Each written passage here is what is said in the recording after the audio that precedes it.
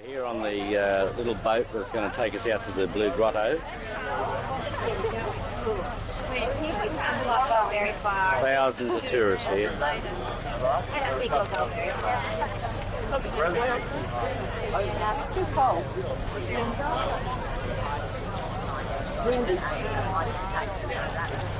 It might be a bit choppy.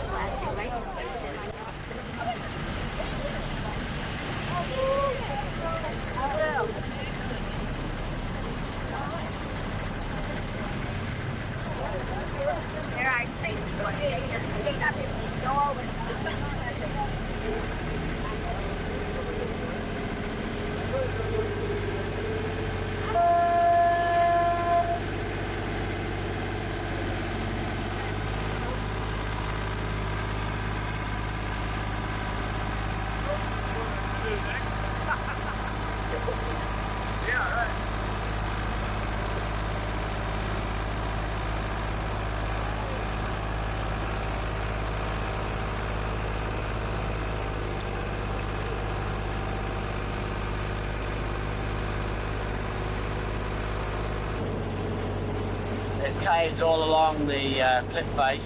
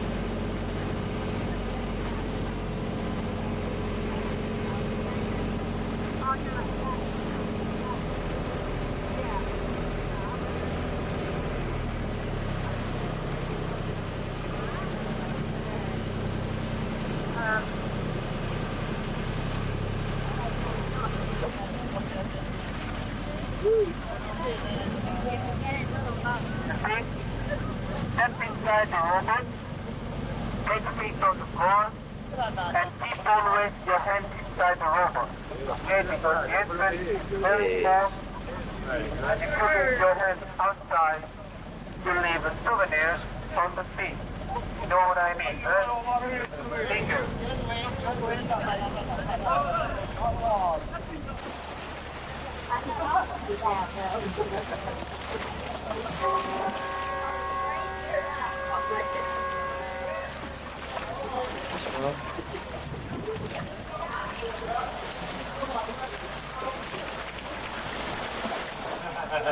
Hey, what's that as well? Look. Close your eyes, Julie. What's that as well? Look. Any more? I wonder who this place. What's it, Emmett? Ah, look at the water. Listen. Beautiful.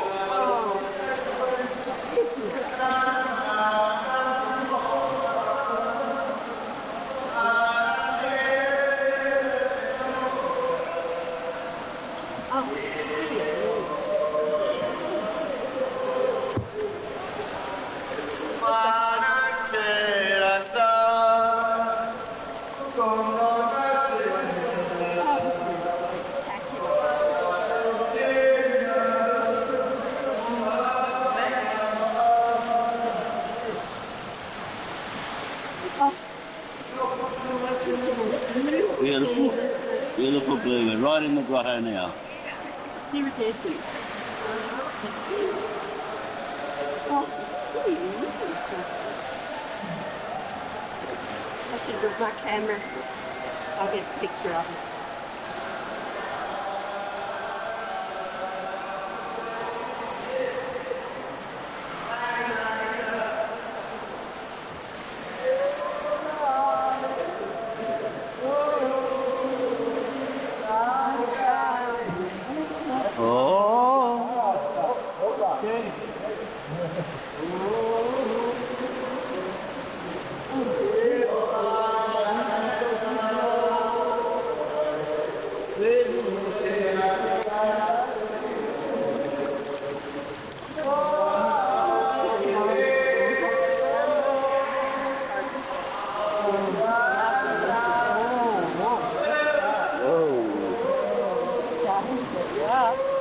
Jeez, he's just away from me.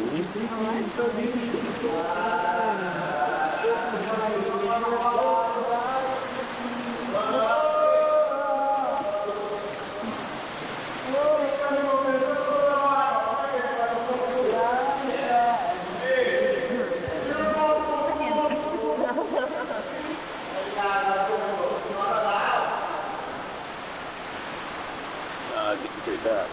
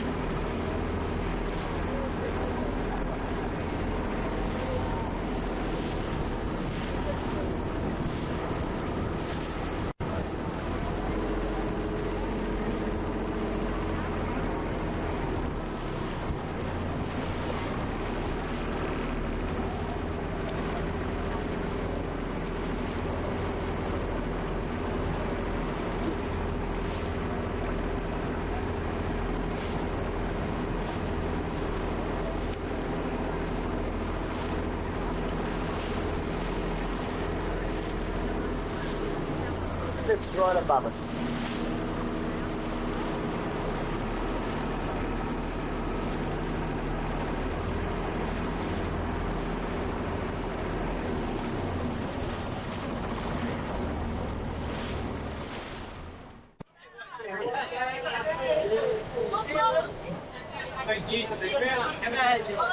Oh no.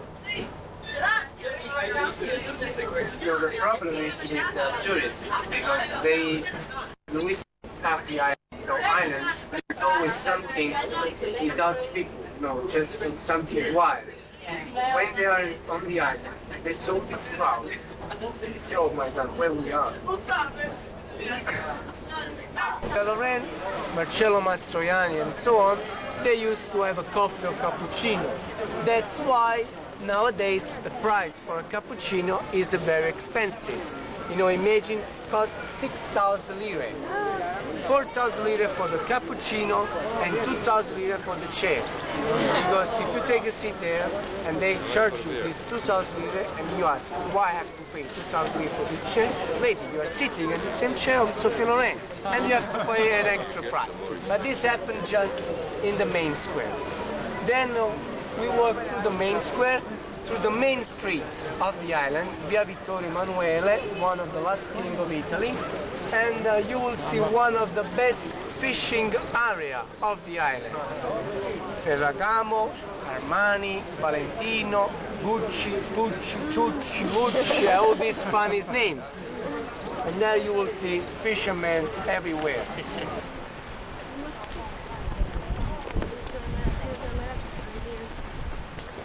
The entrance to the Blue Grotto from another angle.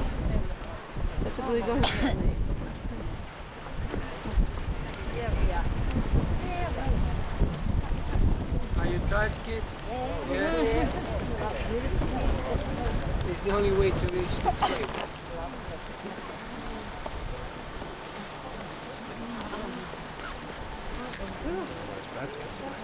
I think no more, right? Okay. So please, on 1 minute, then we can.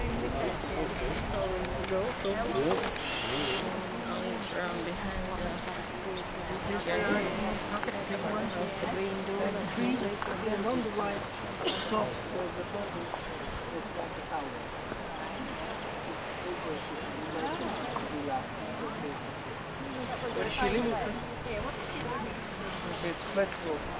Behind on the right is a black tower. Black tower. This is where she's living. No, she's died. That green window will never show up in a picture.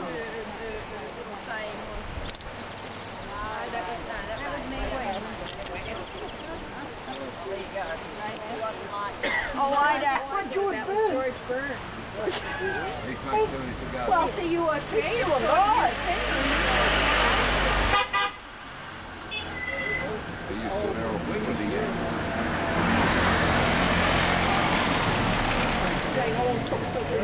Lots of cars at Arrow Cliff. Got a piano, lovely piano. She sang it like that. And, We just had lunch at this hotel. and an aspidestra for very humorous. Yeah.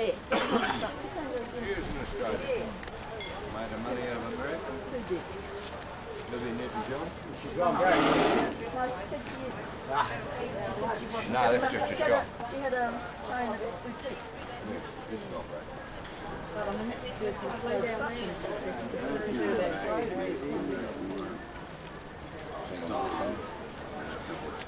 Well, I like it.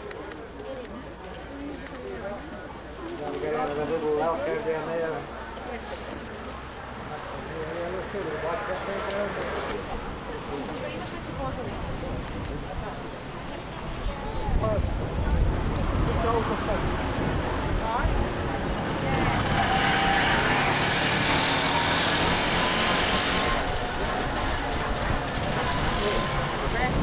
That's the village of Capri there.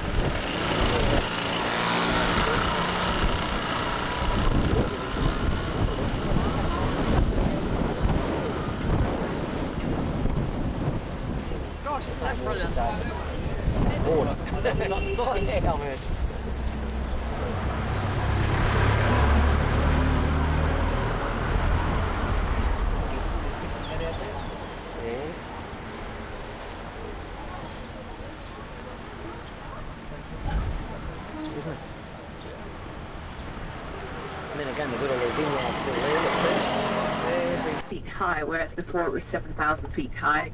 The crater is on the right-hand part of the hill. That's the Monte Somma, and the bit to the left is called Il Nasone.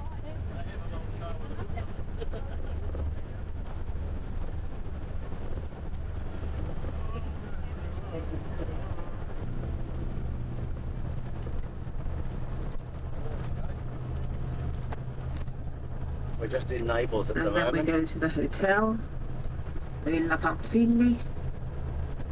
We've got 2 nights there in Rome.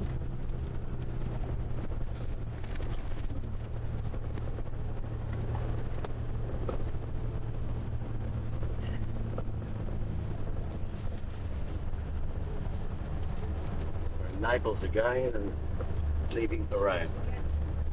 Get to Rome in about 3 hours.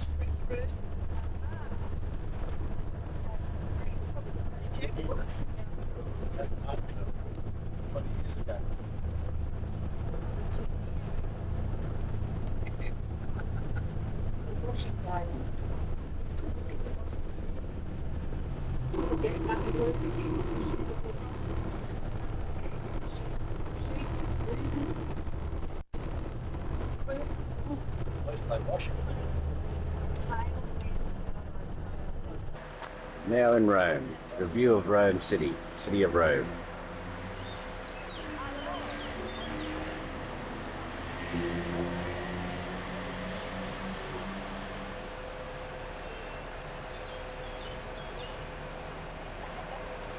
It's about 8 o'clock at night, but it still should be okay for visual.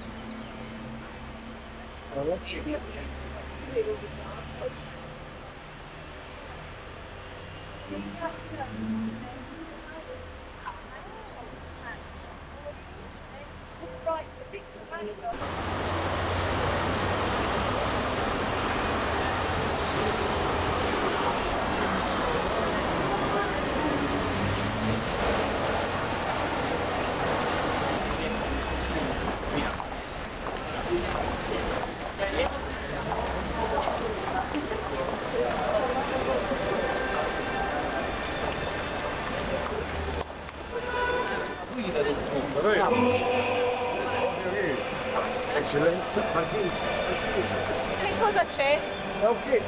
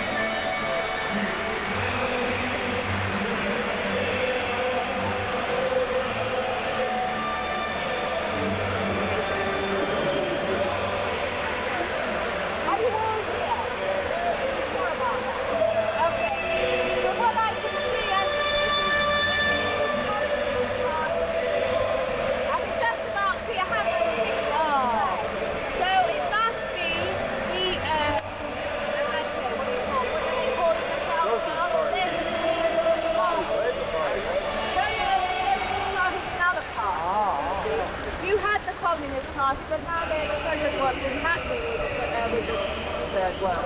With the Communist world, they don't use the word the left-wing party, or the party of the left, something like that. But the same as the Labour Party. Right? Now, when we get a chance, so we're going to spend square. I'm going to describe it to you here. Obviously, we're not here there. But you will see there's this Egyptian obelisk in the center, and around the obelisk is the sculpture of the four rivers. The river which represents in Europe is the Danube. So you've got a horse in the Danube claimed by that particular man.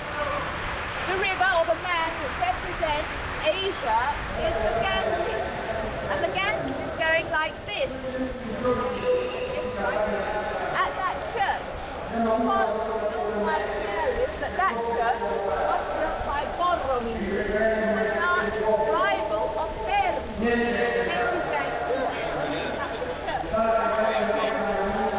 Must be an old one, because the political central road, because that building under scaffolding is the Senate, and it's known as Palazzo Madama. It's a 17th century palazzo, and it's called Palazzo Madama because the man who lived there married a French woman, and everybody used to call her Madama, Madama, so it was Palazzo Madama.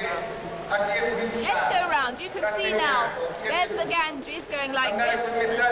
Here's the Nile. On this side we'll have the Danube, and on the other side we'll have the River Plate. Let's go round and to the other side, keeping together as much as possible.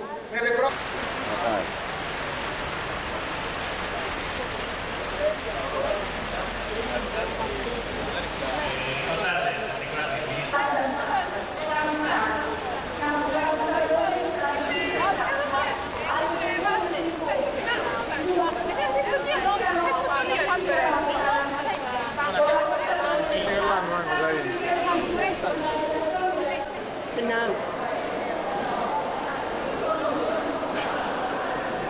Oh, here they are. It's Friday and we're in the behind the walls of the Vatican City. We're in the Sistine Museum at the moment, heading for the Sistine Chapel.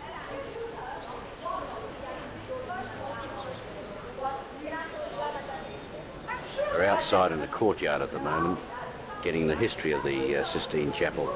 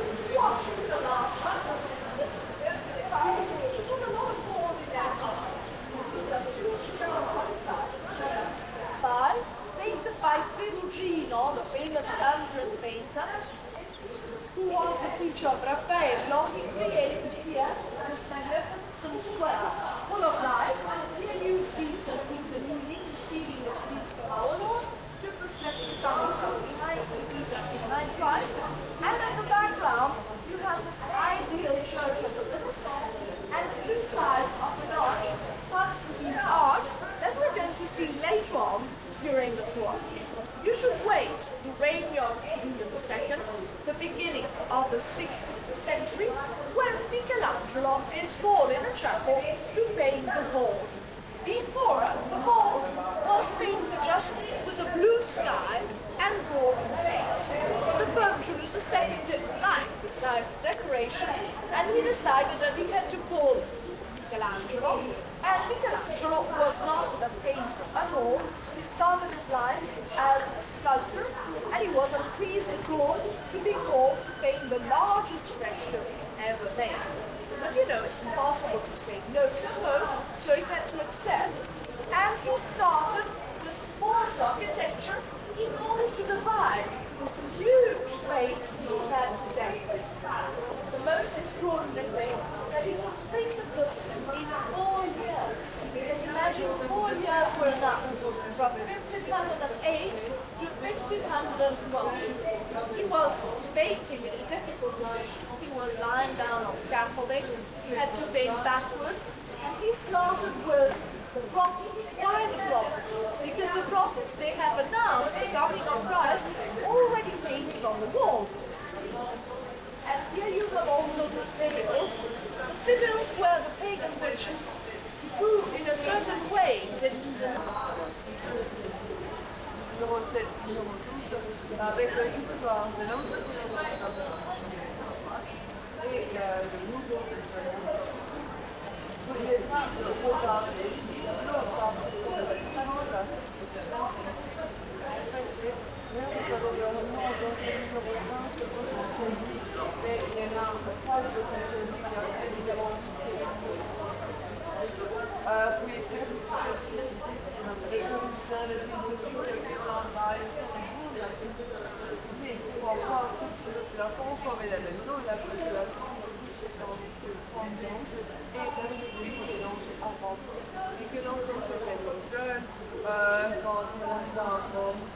jusqu'à ce moment-là, il avait expliqué que la sculpture comment elle était utilisée comme ça, Michel-Ange, parce que lui, il était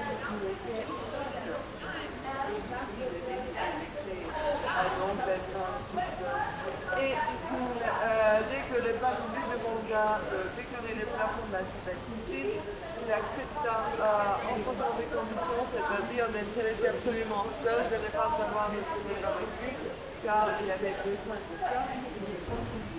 Pourquoi le pape demanda à Michel-Ange de décorer les plafonds? On dit que ce temps-là, vous savez, il y avait un tas d'artistes. The last plagues were all very brief, over 4 days. There was a time when the plagues were extremely long. It lasts more than a year. And one time was so long that it wasn't in the Sistine Chapel that to push a little bit the cardinal to elect this pope after a year election. You know what they did? They removed the roof on the wall where they have their meetings, and finally, after a good storm, they decided that it was the case to elect the pope. Royal London. And they were so surprised when they had discovered that they called the area the Fine-Turned District, and they even called the street where this had been discovered the Fine-Turned Street. And it's really kind of... And it's even mentioned by Dante in the Divine Comedy in his Italian poetry, and a certain poet is joking. He said to someone, "You have such a round face, and you look exactly like the Fine-Turned of St. Peter's." So this little is detailed, and this Fine-Turned was not here, but it was preserved here. And in fact, it is before.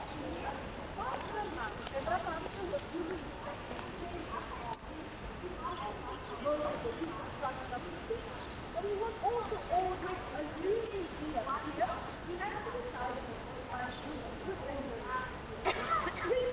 another decoration of this podium. That's this modern work by Atlanta Fotoboro, contemporary artist, done this last summer in the film. It's a big wall, grand, having inside a small organ. See the first part of the last word for last sentence. And you'll see a lot of beautiful marble earth that is very handmade, using colored marble and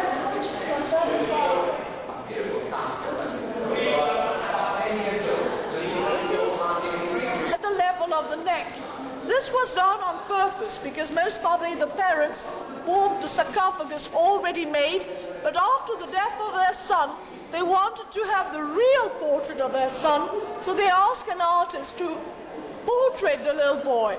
And you see that to make the scene more realistic, he'd been portrayed among his books. Maybe he was still going to school. He has also his little dog next to him. And you see that even during the Roman times, the dogs had problem with lice and scratching his ear. The other little boy that you see here, this is a symbol that they used to call Ipnos. Ipnos was the symbol of the soul of the little boy. And as the little boy is dead, the soul is asleep. But look how cute is the little boy trying to find a comfortable position with his cushion sleeping there. Maybe the little boy was a student studying music. And so the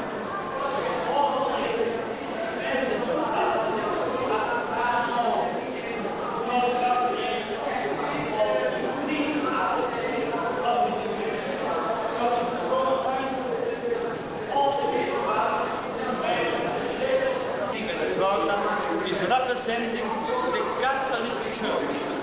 She is illuminated by the light of the old gospel. Who is the beautiful monk sitting on the list at that time, monk in black and white. That monk is representing a famous and these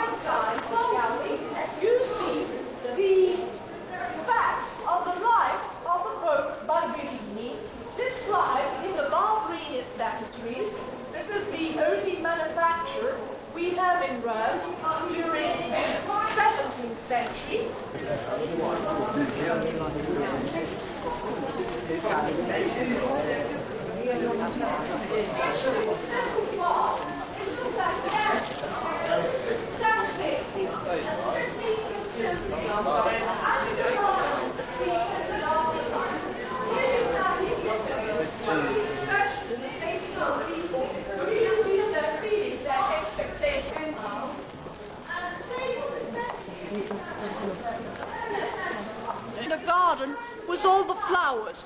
But you see that Christ has got the signs of the Passion. The other one represents the resurrection of Christ.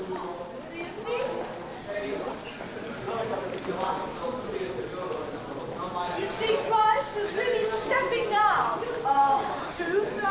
You see the stone with a marble face lying on the ground, and on the two sides, the scared soldier, they are so afraid about the sudden apparition of Christ.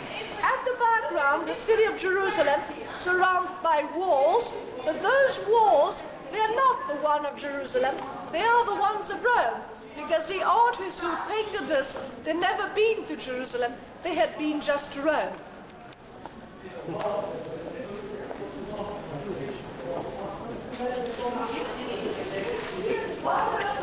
That would have been beautiful, and I'm sure that you do agree, especially if you think that all these maps are still the ones painted as frescoes on the wall by one person, Ignazio Danti, that last 4 centuries. Now I'd like to stop in front of one of these men to show you how they are, because they are slightly different from our men.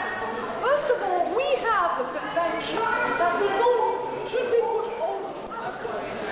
This is something that I'm sure will be quite good.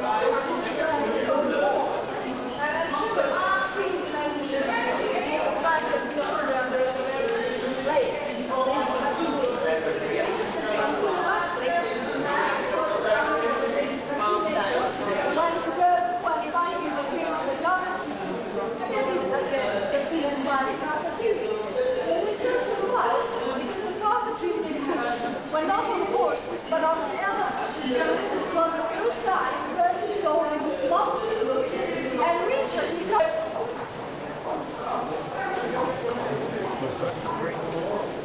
That's a map of Venice. Restus are describing the proclamation of this dogma, which had been proclaimed by Pope Pius IX in the middle of last century. And in the center here, you have a beautiful piece of furniture, and they can decide the edition of the dogma in the different languages.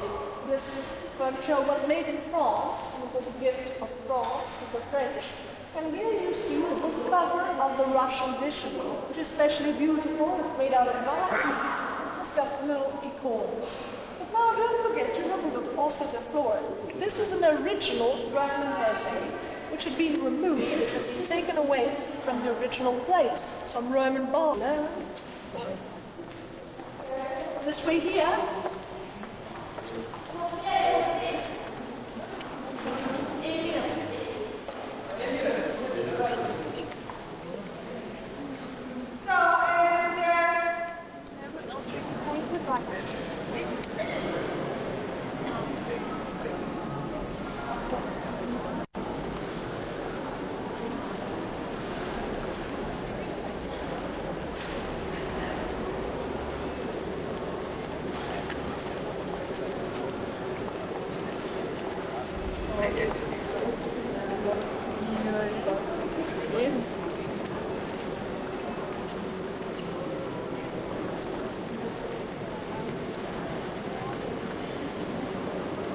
Bitte schauen wir.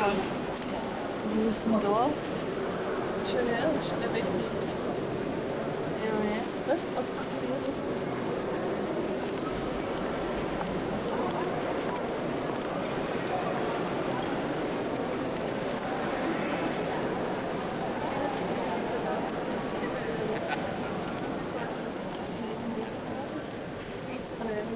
Ach so, das wird da hoch.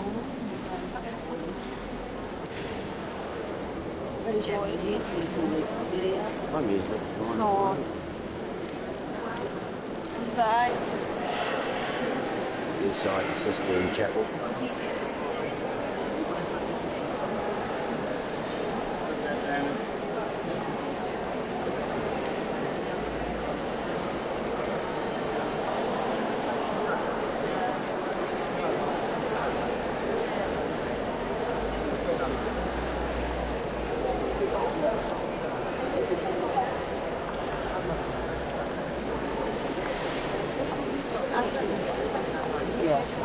Attenzione. Afternoon. Now we'll cross the square and the bus will be just after the taxi station at 10:30. This is the obelisk which was once in the circus of Nero and Caligula in the place where St. Peter was martyred. So it's a symbol of the death of St. Peter. The colonnade, the square, is surrounded by this portico, which is also symbolize the arms of the church embracing the square. The people. Now let's go down. Before me is St. Peter's Square.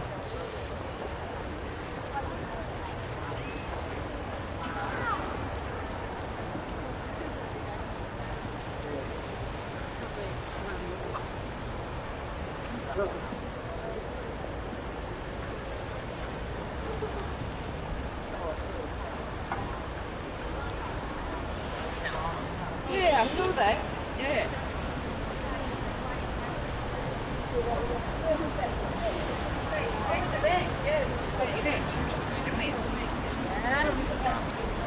Almost not a Christian thing.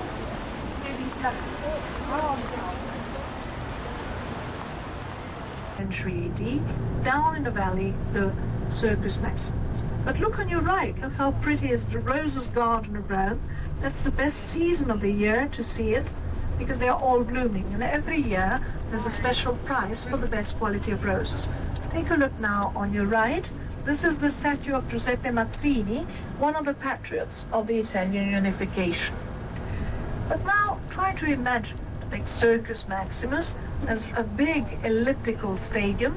Just a part on the left side is left from the original circus, which had a maximum capacity of 300,000 people. In the center, there was a spine with two obelisks that the Roman took. We are now entering the Catechism of Saint Sebastian. Catechism really is a cemetery where people are buried close to, as near as their saint. This is the crater of St. Sebastian. You can see the place there where St. Sebastian was buried in the 4th century. And he was moved here, and this coffin was raised up for the pilgrims to touch and pray. Christians believe the saint had a charism to heal plagues and sicknesses. So you can see the old entrance to this place is developed into a shrine. The other one to go up to the church. We under the basilica now. Earlier they could see this from the church and pray. Then in the 17th century, all these were blocked, and his remains were moved to the basilica. Therefore, this coffin is empty now. There's a bust of Sebastian attributed to Lorenzo Bernini, who did many works in Rome, like the Vatican Square, Piazza Navona, and so on. This is probably by Lorenzo Bernini. So St. Sebastian was in the imperial guard and officer. We see him as a young man with statues and paintings. But he was finally killed by his own emperor Diocletian, because he became a Christian and he started to support him. He released many Christian prisoners illegally when there were the persecutions. Christianity was not allowed by Emperor Diocletian. Therefore he was court-martialed, shot with arrows. It's going down to the 3rd level. Focus. You must have heard about Sette Chiesi, no? 7 churches of Rome. This is one of the 7 of Rome. That's why this road is called Via Sette Chiesi, way of the 7 churches. They used to make pilgrimages on foot in that time, going to these 7 churches. Then this Cardinal Scipio Borghese, his name is there, who belonged to the family of Villa Borghese in the 17th century, made some renovations. He got this beautiful ceiling head, carved and worked by a sculptor from Holland called Van Santen. St. Sebastian is in the center, because afterwards this church was no more called of the Apostles, but Sebastian. Mouth of truth. You put the hand in the mouth, and if you withdraw it with all your hand, you're a truthful person. The square, which is rather nice. You see the beautiful basing of grey marble in the middle, with the obelisk and the coat of arms of the Pope who holds it. The obelisk is one of the authentic Egyptian obelisks. It's one of the smaller, but it still comes from Egypt. The buildings on the side are all painted in the typical color of red. It goes from the yellow to the red. And the first facade on your right, the yellow one, is the one of the famous hotel. It's called Hotel del Sole, and it was in this hotel that a lot of artists were living, including Pietro Mascagni, when he wrote his famous opera La Cavalleria Rusticana. He was living there. The outside is so simple compared to the inside, and you will be surprised to see the inside. But notice the columns, they are monoliths, so they have been making one block of marble, and this is grey granite from Sardinia, the first row, and the second row, that's pink granite from Aswan. That means that they had been transported one block, so most probably one ship was carrying one pillar.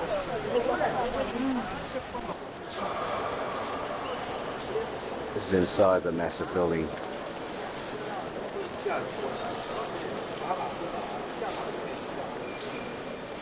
Certainly this is just a few down to the granite yard. This is another great word which means all the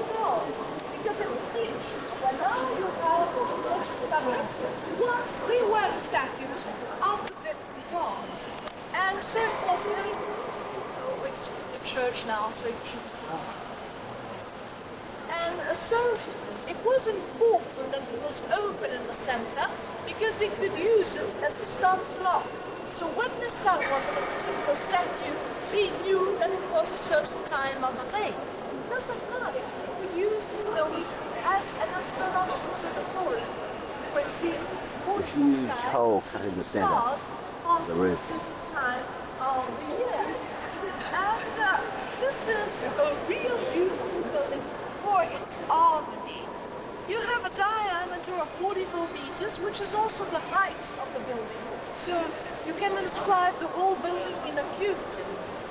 And it's really impressive, especially if you think that this building goes back to the beginning of the 3rd century.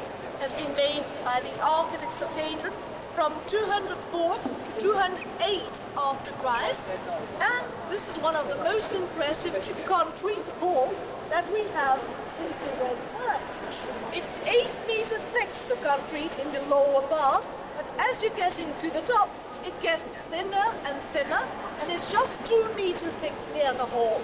But the concrete composition is different, because in the lower part they could use also heavy stones, but as they were getting to the top, it has to be lighter and lighter, and he used just of Julius II's favorite architect, Bramante, and it was Bramante who introduced this artist. So in such a brief life, because Raffaello lived just 37 years, he had been the architect in charge of St. Peter, had been in charge of the paintings of the Pope's apartment, and he was in charge also of the maintenance of all the monuments of Rome. And he wrote a letter to the Pope saying how many troubles he had for this task. Here you see his portrait. You see this young man, his long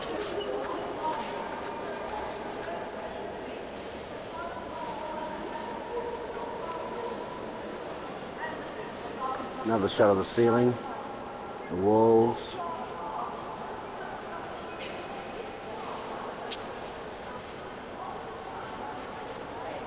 Well, you see the size of the doors. There's the doors. Tremendous size.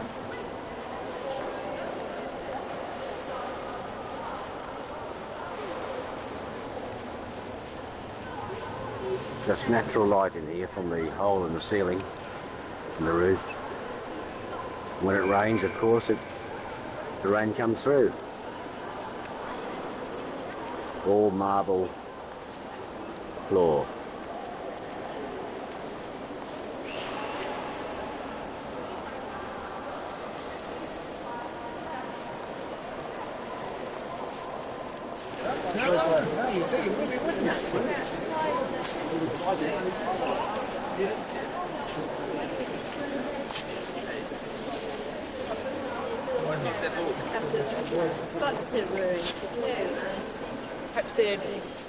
Here's a special kind of marble called marble botticino.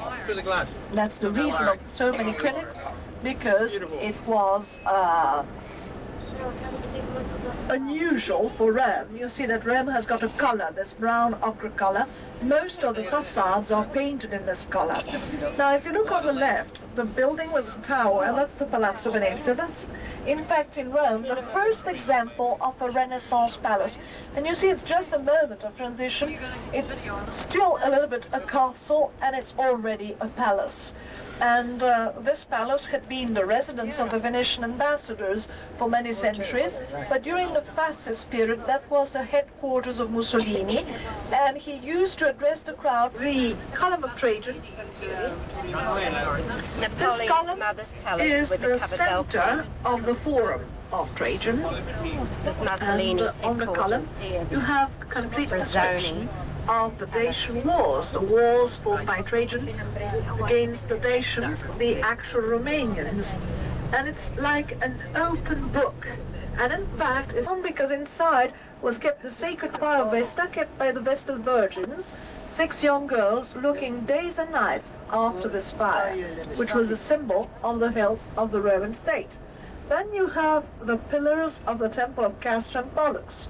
And then you see the back of the Curia, the house of the Roman Senate, where all the laws of the Roman times were approved that you have in the Colosseum.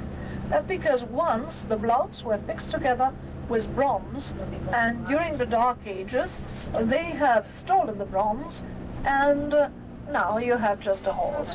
Now we're stopping here to go inside the Colosseum of the hill with Colosseum. And that.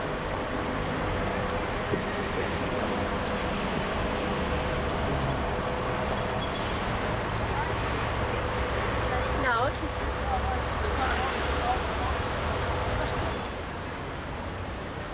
We're now inside the Colosseum.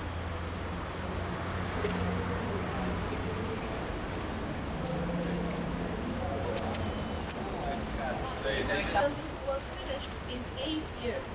Can you imagine 8 years worth of construction? It's finished. And before here, there was an artificial lake. It was wide exhausted tunnels. This was part of the floor of this big house we wrote. What was our old house? And here, the opportunity of Still on the ground level of the Colosseum.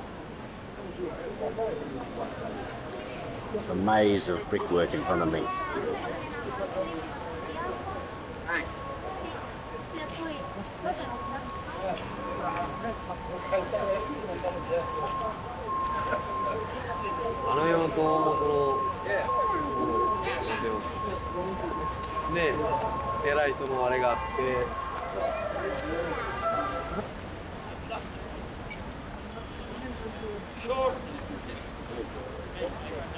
have you taken it?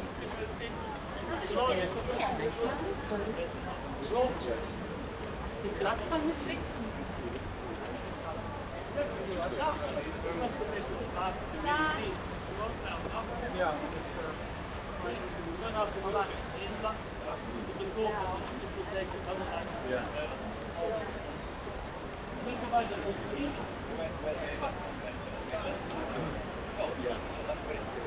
A profundidade que tinha, né? E ali embaixo, que... Não, sei quem. Coliseu.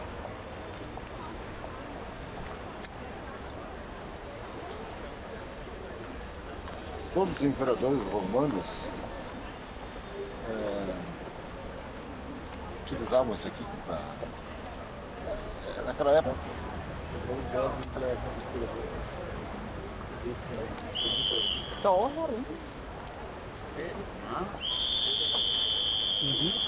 China Raum konnte mit einem Zelt überdacht und die Arena für Wasserkämpfe geflutet werden.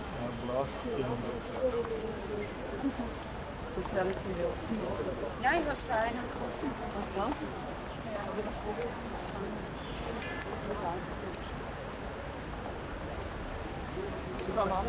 Nee, das war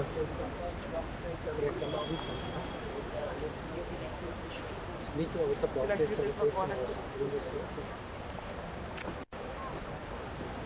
Das kann schon sein, dass das vielleicht schon kommt. Bevor das gebaut hat, ist mir auch oft immer schon in der Kiste das wird schon stimmen. Come on, smile. There you go.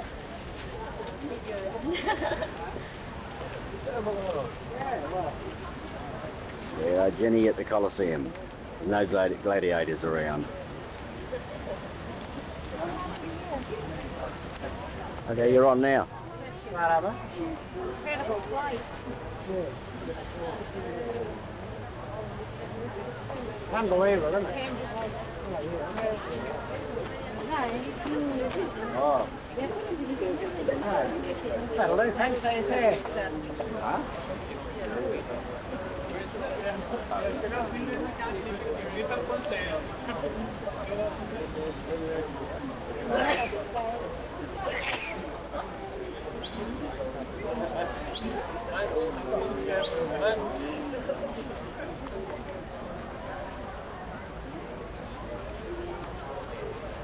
So how was it?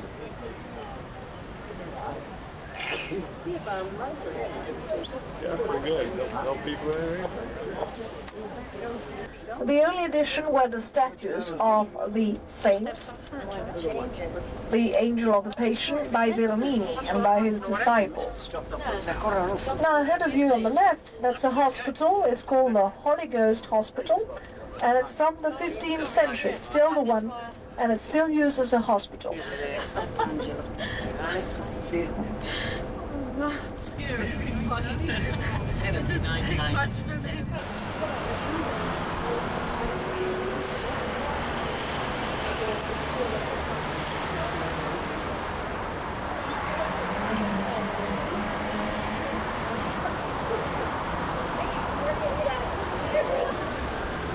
This is where the Pope comes out and blesses the people in St. Peter's Square.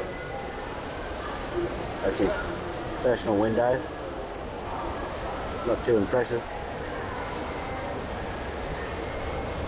The second one on the left, up the top.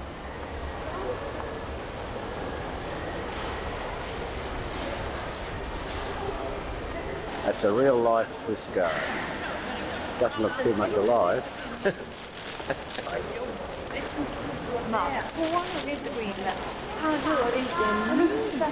Very still. Yes, the guard is changed every 2 hours.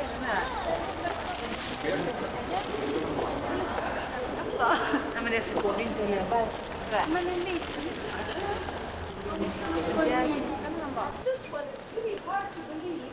It's 186 meters long. It doesn't look as large as it is, but it's really a large church. People often compare the dimension of St. Peter and the dimension of the other churches, the largest in the world. You have just a wall in the center of it, and then you will see their names and their measures, and you will see how big they are. This church was built from 1506 to 1626. It took exactly 120 years to build St. Peter's. There's still an expression in Italian which says, it's like the factories of St. Peter, to say that something has been really so long. Although first I'd like to show you the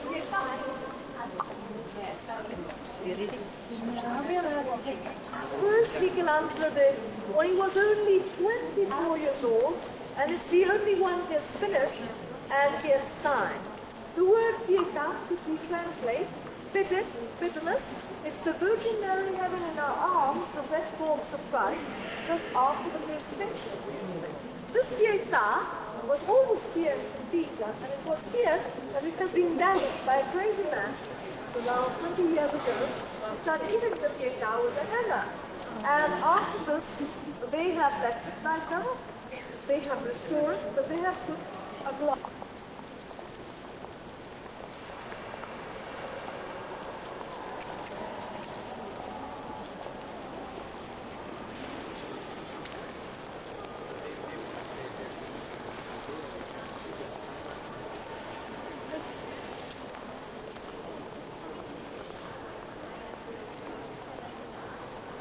Best marble floor I've seen in all the cathedrals and churches and basilicas I've been in.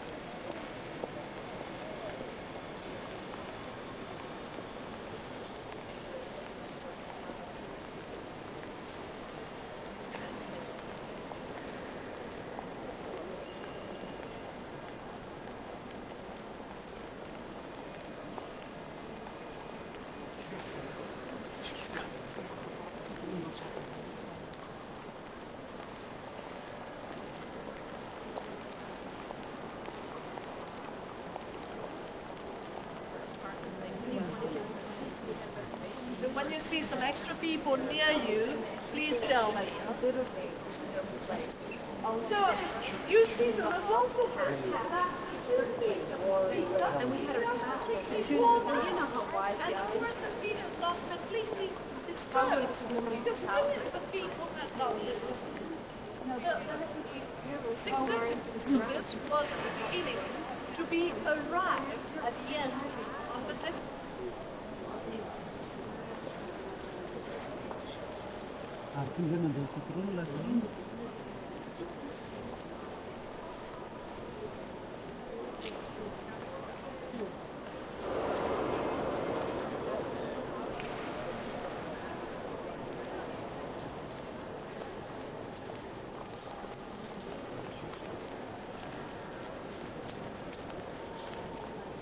Nein,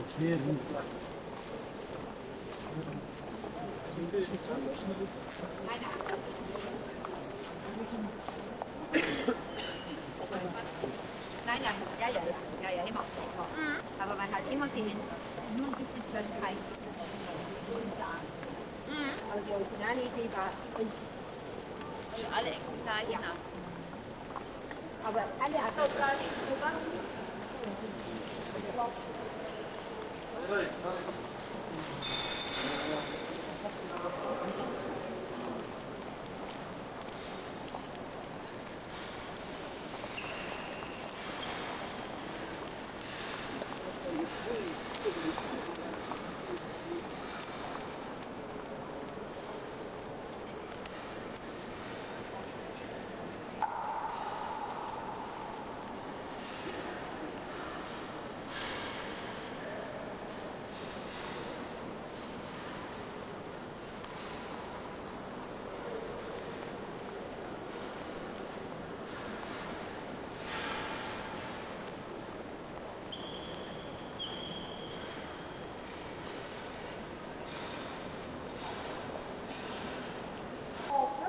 The face was not so well preserved, so they have to put the silver mask on the face.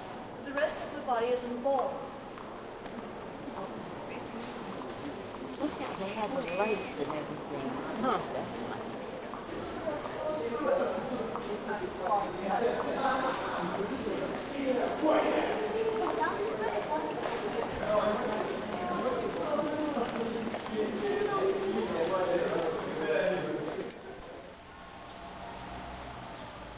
Well, the rain finally caught up with us. It's been a good day overall. We've been able to see the main features of Rome, the Sistine Chapel and the St. Peter's Cathedral. I thought the St. Peter's is much better than the Sistine Chapel. I'm at present on the balcony of our hotel in Rome. It's called the Hotel Villa Pampaheli. The gardens, of course, are a feature again. Beautiful gardens.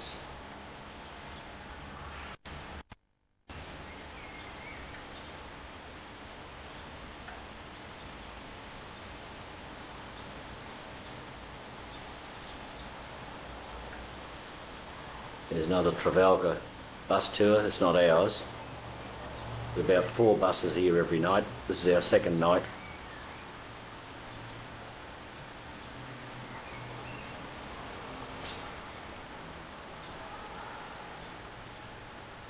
That tree there is what they call the pines of Rome. They're a fairly big pine tree, but they don't grow like the pines in Australia. They don't seem to go straight up. They're more of a mushroom shape.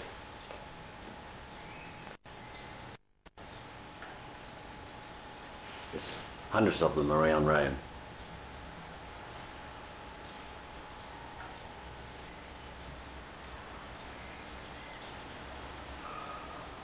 The view of the garden. Jenny's had a big day. He's flat out on the bed fast asleep. They certainly can grow roses here. Beautiful roses.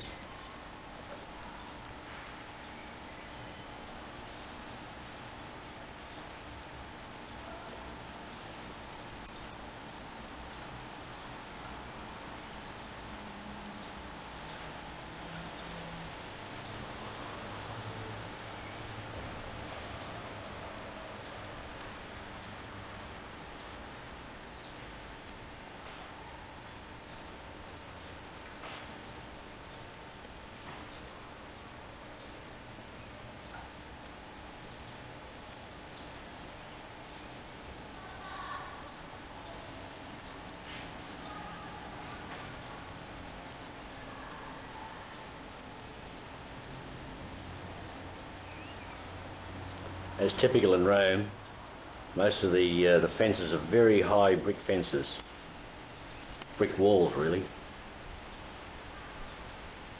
That's the entrance to the hotel there.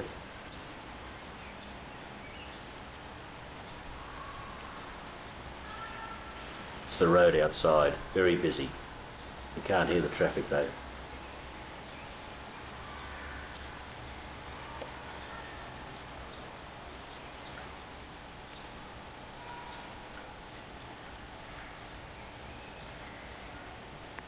Not raining too heavy, but it's enough to keep you indoors.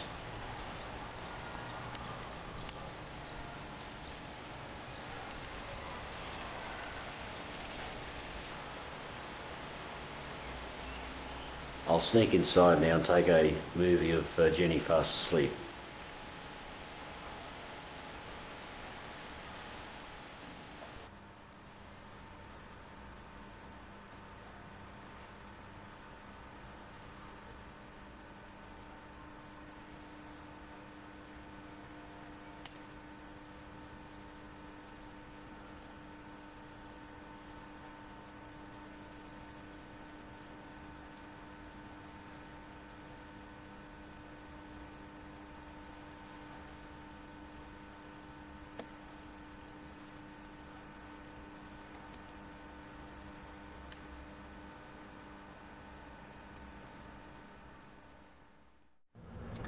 But that's the first of the quite a few hilltop towns that we're going to see.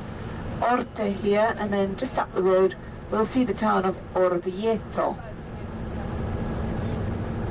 Orvieto being the town which is associated with wine, dry white wine.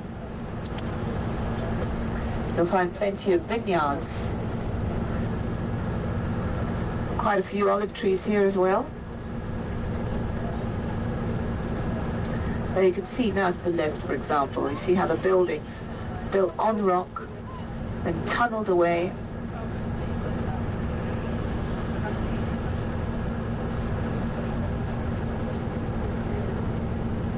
Well, there's another hilltop town north of Rome. The last one was Orte. We're now heading, it's Saturday, and we're now heading for Florence.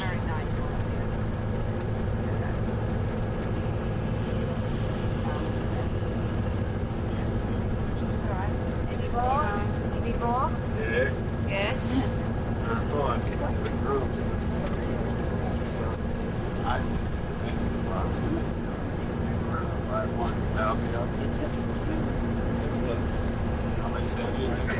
Another hilltop.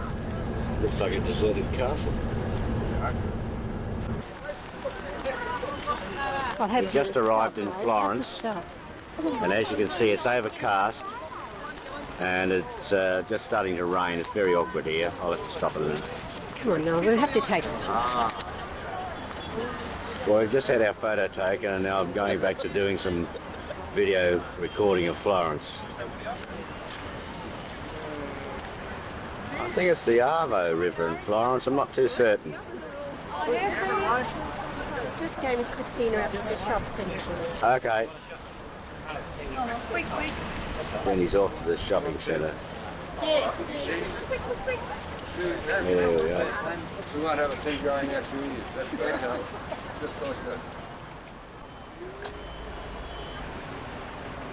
This is a copy of Michelangelo's David. He's overlooking Florence.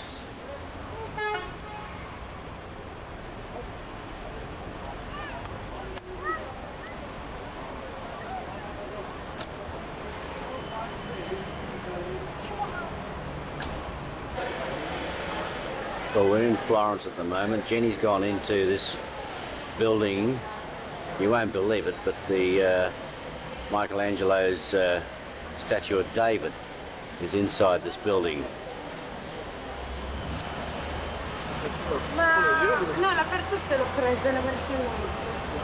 Cost $20 Australian to get here by taxi, and $10 Australian for Jenny to go in to see it. I stayed outside. Yeah, the only time I can Well, that's the entrance to the building.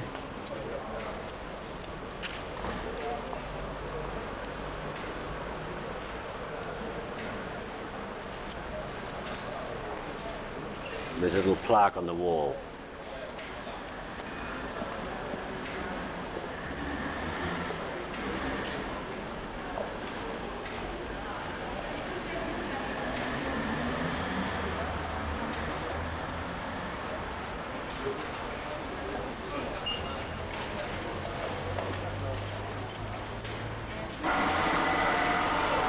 There's the statue down there, the building down there. The little square.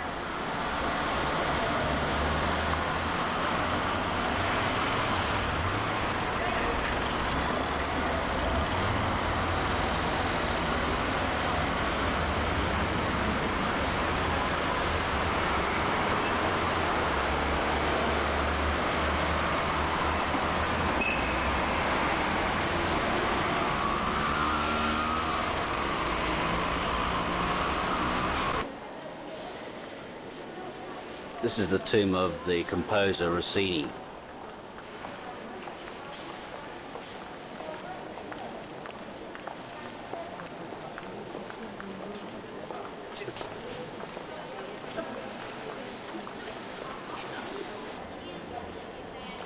These tombs are in the Church of the Holy Cross in Florence.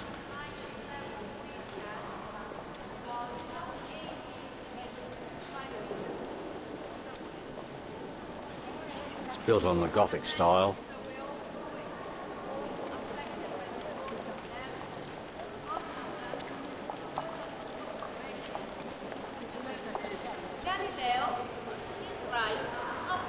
This is the tomb of Michelangelo. Right across. So the two, Michelangelo and Galileo are in here, one facing the other, one opposite. Yeah, just for coincidence, so that it is like that. The two are in here, one died, and the other was killed. 1560. Let's go by Galileo. Died early in the 1500s. Died in Rome. His body is entombed in this church.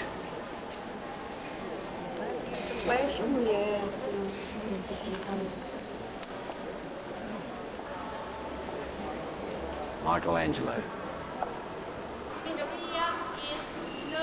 And this is the other famous tomb in the church, Galileo's tomb. Facing Michelangelo's tomb. After that, when we make our way to the cathedrals here, we're going to visit the cathedral. It's on the opposite side of Michelangelo's tomb. And then finally, to St. Mark's Square, San Marco, where the coach, the bus is with. Like an open-air museum. It is a museum in the open air with a lot of beautiful original statues. All originals except for one. Which one? David. David. There it is, the copy. You know, the original one is in Florence. The original by Michelangelo is in Florence, but it is in a museum. Shown, kept in the Museum of the Academy of Fine Arts. That's a very good copy though. Looks pretty much the same, like the original.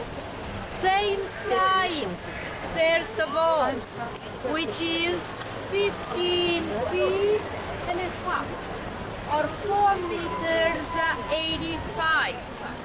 And same type of marble, Carrara marble, which is a sort of local marble.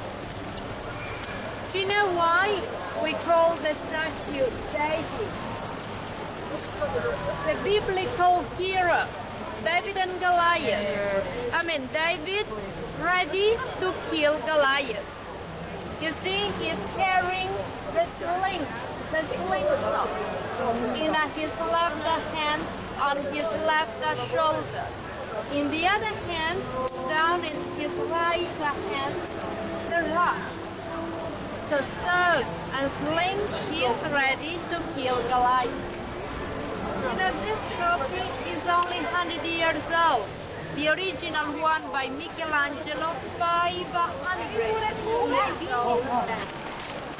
We're going into the oldest part of Florence, 700, 800 years old.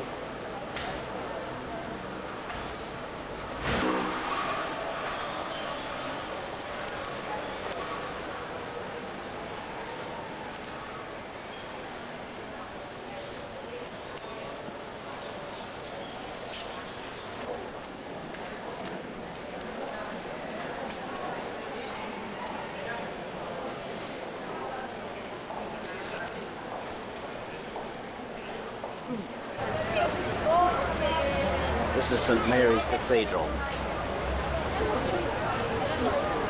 Right on. Forward, troops. Down this way. Left wheel.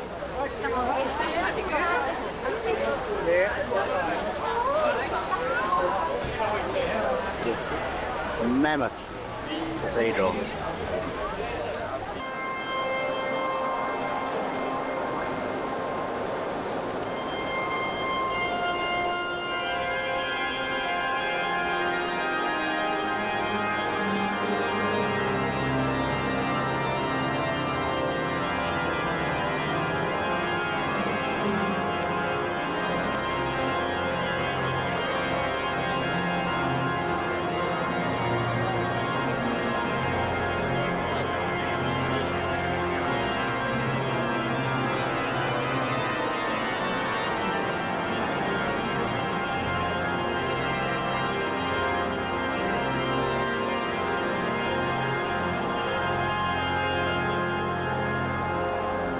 The third biggest cathedral in the world is the Cathedral of Florence. The building for baptizing. This is the building where all the babies of Florence used to be baptized. Used to, not any longer. I mean, nowadays we do baptize children, of course, but in their local parish churches, individually.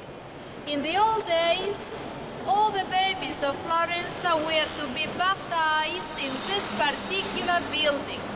In this building only, some local artists. Like up here, in front of you, way up, you see Jesus Christ. He is more than 8 meters tall, 25 feet. He's up here in the middle as a judge. I mean, judging the dead people. And look, he sends people either to hell, which is up here, or to paradise up there to the left. To the left for us, looking in. But you know, on the right-hand side of Jesus Christ, the good people. And the bad ones, the wrong ones, on his left-hand side. Can you see right in the center of the hell, you see the golden door.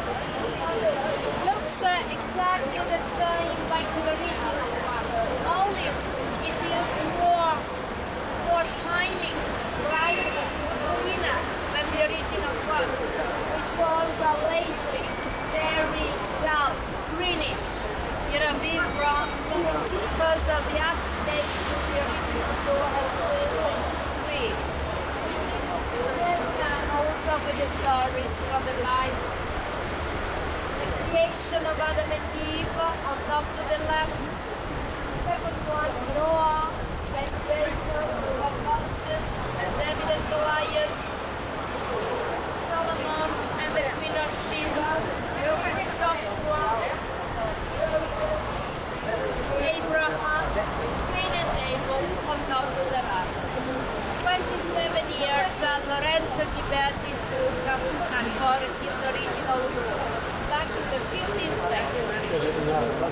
The original tour won't be back, never.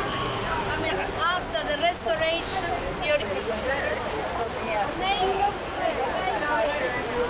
and it's not painting, it is perfect. Bell tower lights don't go. So the bell tower, the church and the baptist. Nobody can see things are concentrated in only one thing. Nothing much.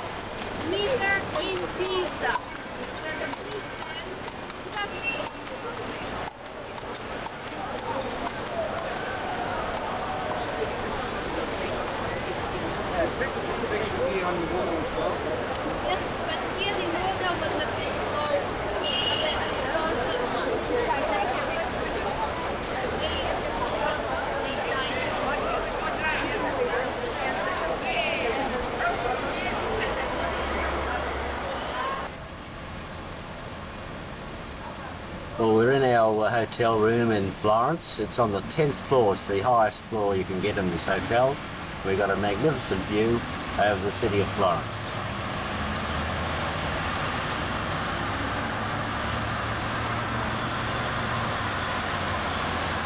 Italian hills in the background.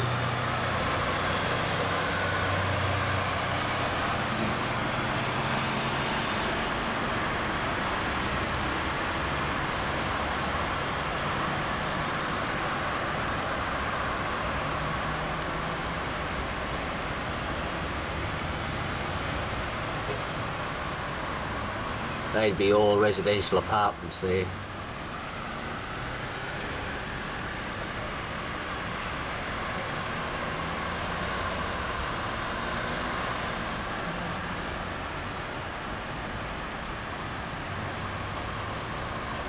Tonight we're going out to dinner in the hills. We don't exactly know where, but it should be a very nice evening.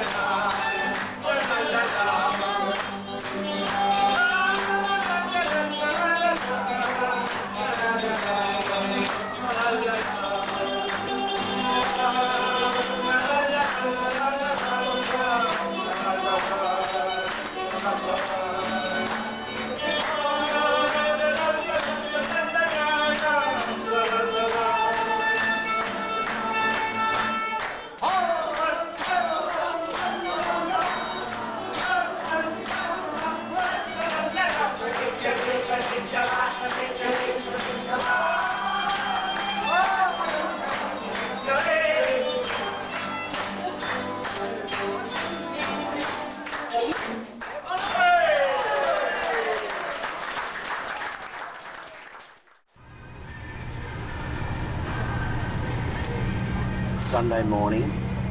We're on the autostrada heading for pizza. We left Florence about an hour ago. We're in Sunday morning traffic, fairly heavy, and we're going, they're all going to the seaside there, following the coast north. It'll be our last, well, half a day in Italy before we move into France later in the afternoon.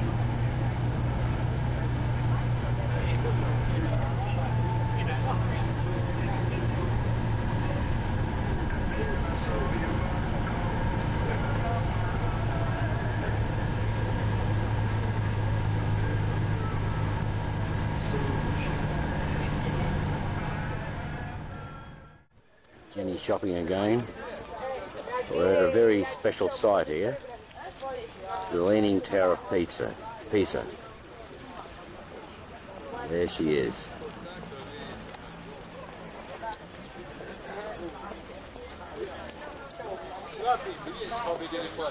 Ciao. Sì.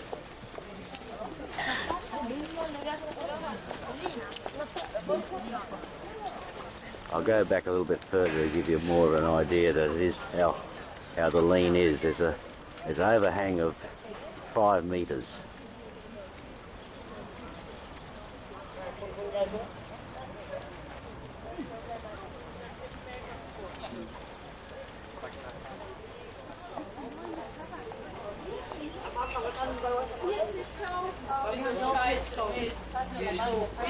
Geh runter und nimm weiter. Der meint, macht der da 35.000. Der Kim am Anfang direkt von gerne. Macht der 35.000.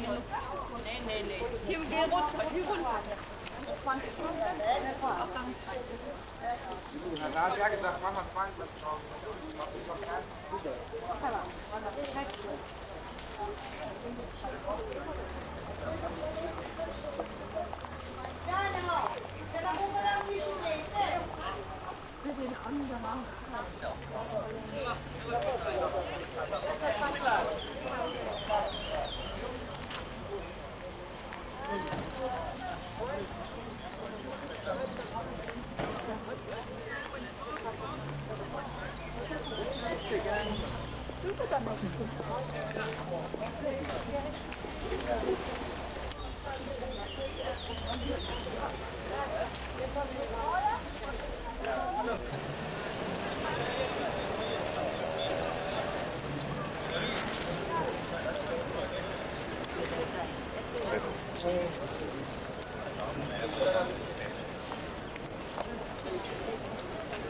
We're in the Leaning Tower of Pisa square.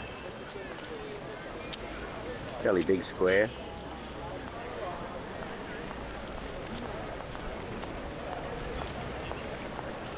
We got to meet the bus in about a quarter of an hour down at the bottom there at the arch.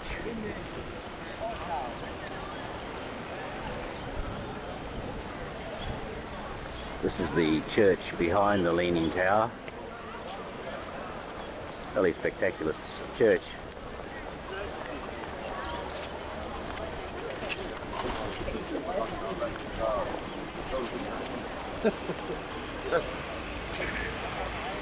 There's the base of the Leaning Tower.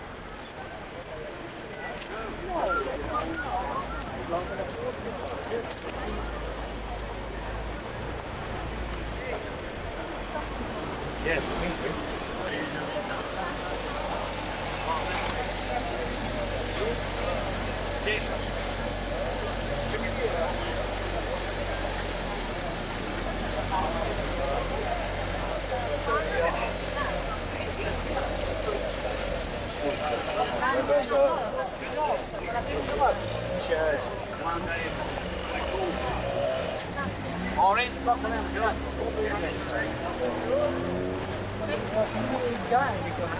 Another angle of the Leaning Tower.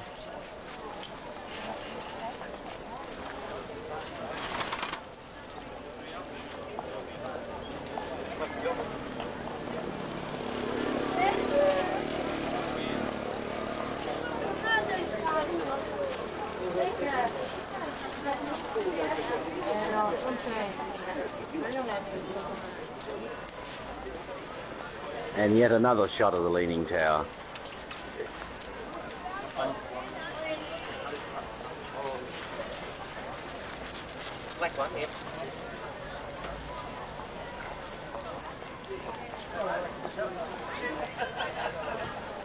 Should be all right.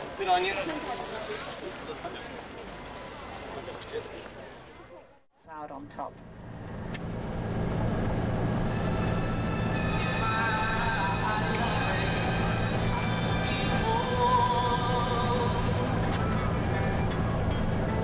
We've left Pisa and now we're in the area of Tuscany in the northwest of Italy, near the coastline.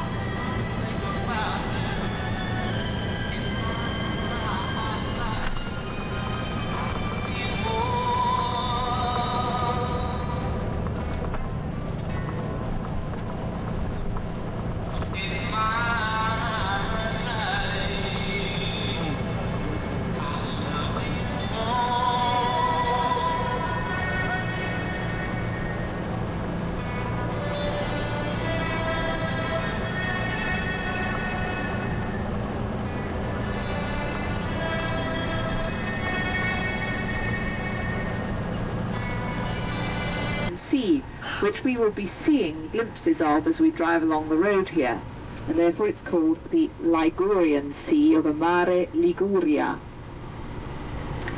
We're going to be travelling along the coast quite soon, in the mountains, but we'll see the sea in glimpses, as I say, to our left-hand side. And look, even here, look at the little yachts and things on the left. But there's going to be some more impressive yacht marinas as we go along what is now called the Riviera dei Fiori, the Riviera of the Flowers. So we are going to go along the Riviera of the Flowers. As far as Genova, that Riviera is known as the Riviera di Levante. After Genova,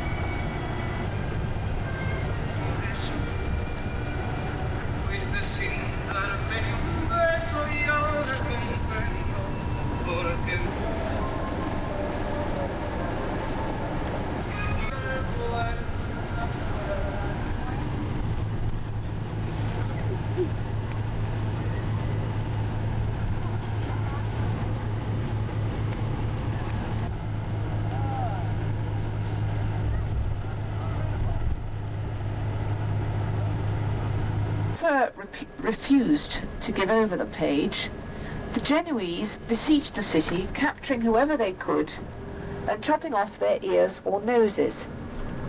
Finally, his subjects' despair made the emperor give in, and he handed over the youth and watched, first in trepidation and then amazement, as Magolo made the page stoop over, then gave him a smart kick in the seat of the pants.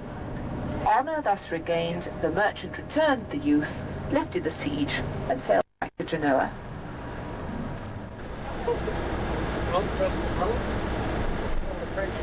These are all the tunnels you go through on the northwest of it. If you haven't got lira, but you've got Aussie dollars, you can give me $10.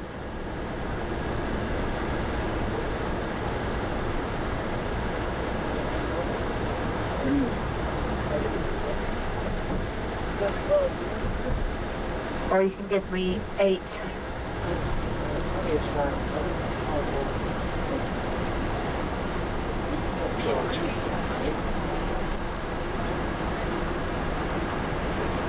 I'd say there'd be close to 100 tunnels.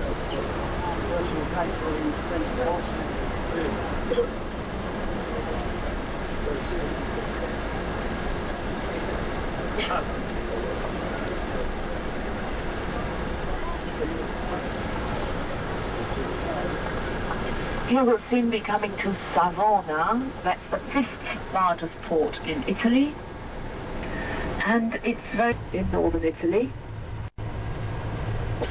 And at Torino there is the Fabbrica Italiana dell'Automobile di Torino.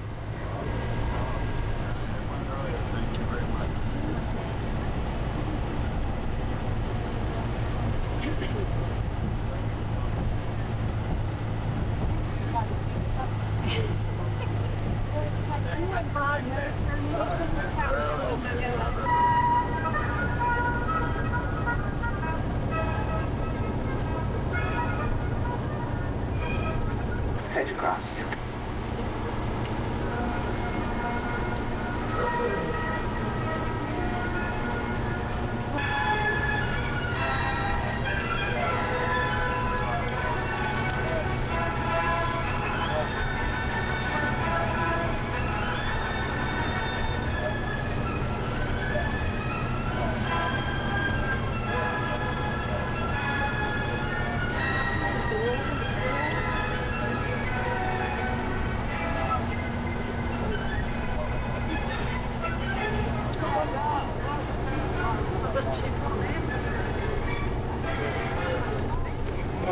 Or mentone, as they say in Italian.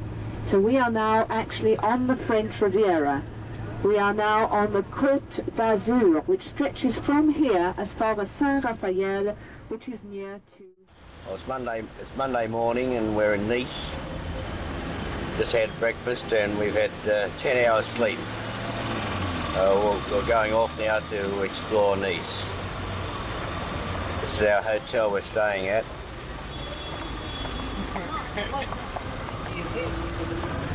And we're up on the 3rd floor, somewhere around there.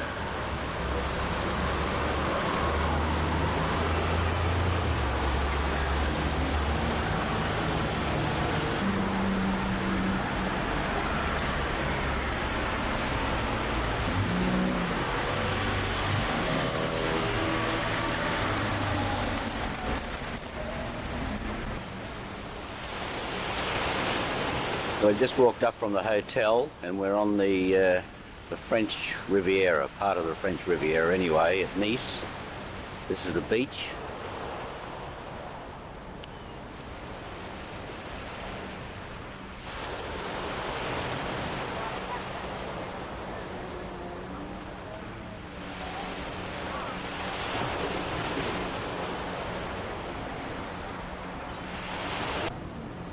There she is again, waving merrily away.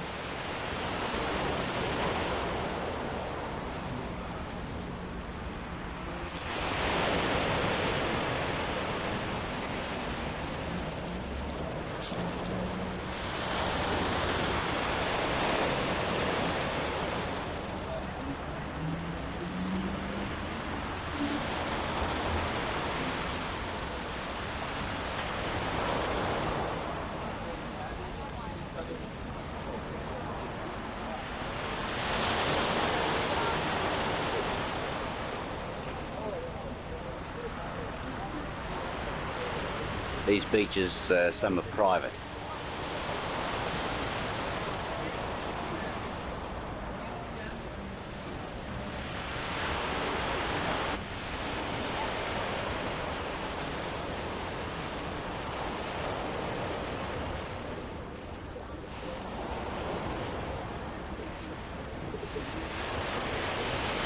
Climbing over the rocks.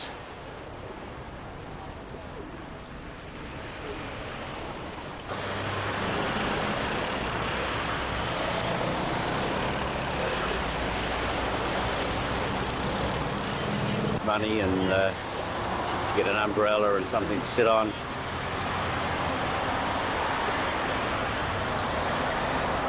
Usually the private beaches are marked by flags.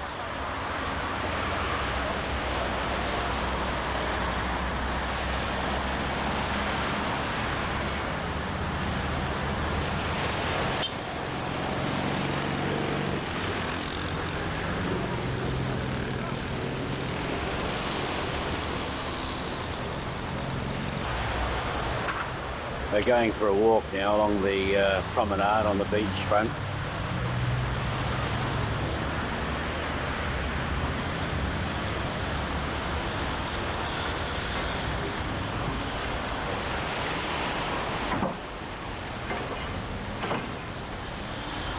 There's Ginny again posing.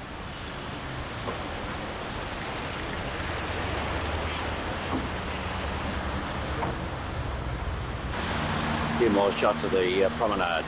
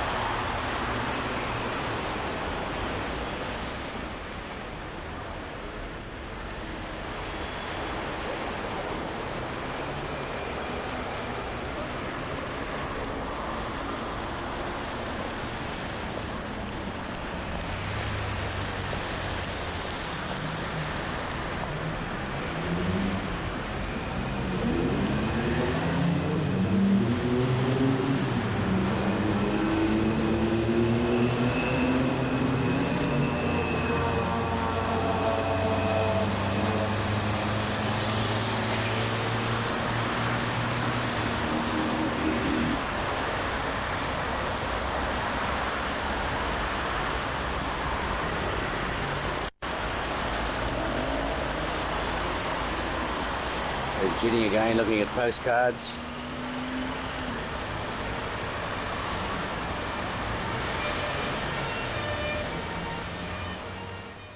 Recording. Here we are overlooking Monaco Harbour. A couple of good looking sorts down here and a few of the other fellas from the boat. There we go. 10 seconds and counting. There he goes. Smoky, isn't it? That's the only Yeah. clear day. But it gives you some idea of the size. That's a ferry that goes to Corsica.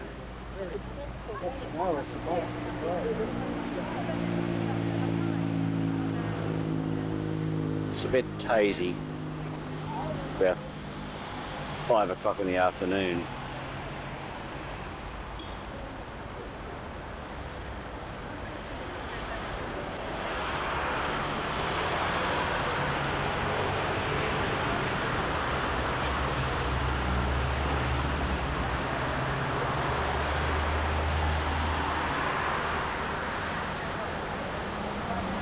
We're on our way to Monaco.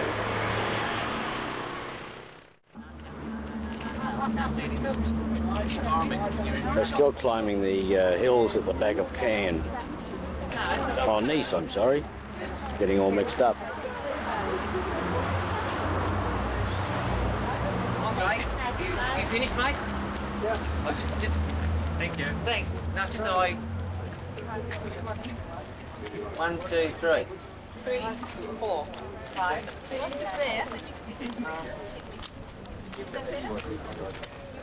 When I first got that, I could see it. I could see all the people and just nothing. I don't know if I can sit there. You said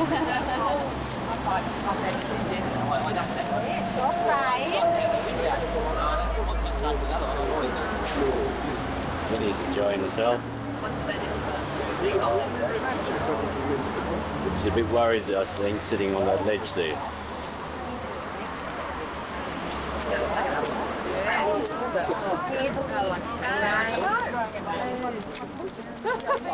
It's not so bad when you get up near. It feels pretty bad.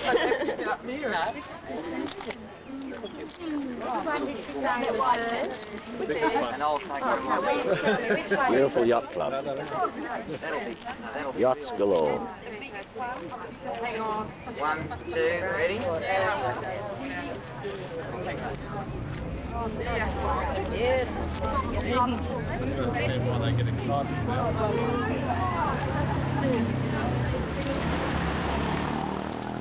The villas down here are up to $5 million.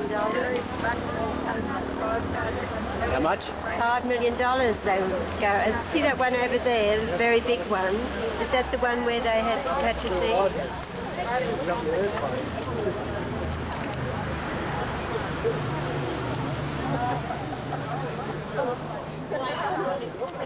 We're in a French perfume factory.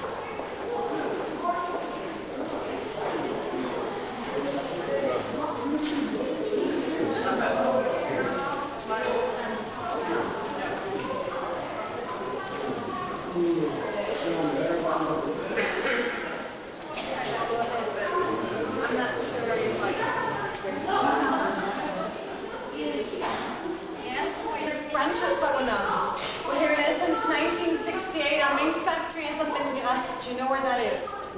Do you know where Cannes is? Yeah. Grasse is up about 10 miles up above Cannes, so it's not that far away either. The main factory in Grasse exists since the 18th century, so it's very old with a lot of tradition.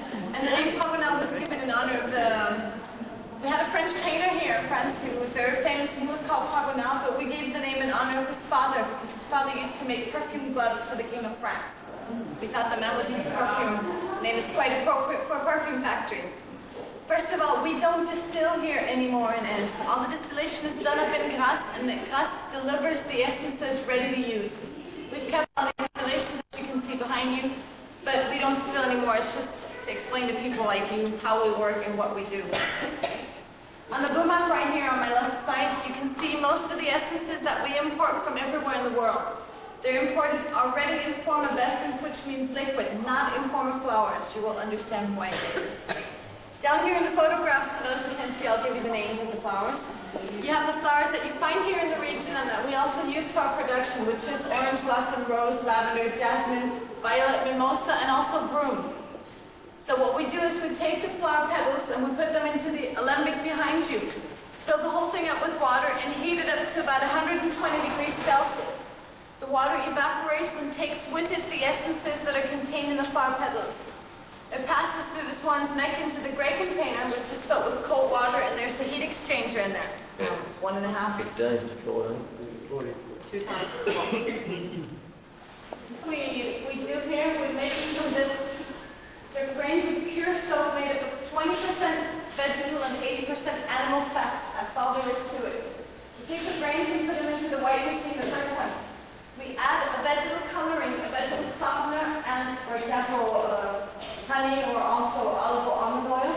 And if the soap is perfume, we also add one of the essences of the obtaining distillation.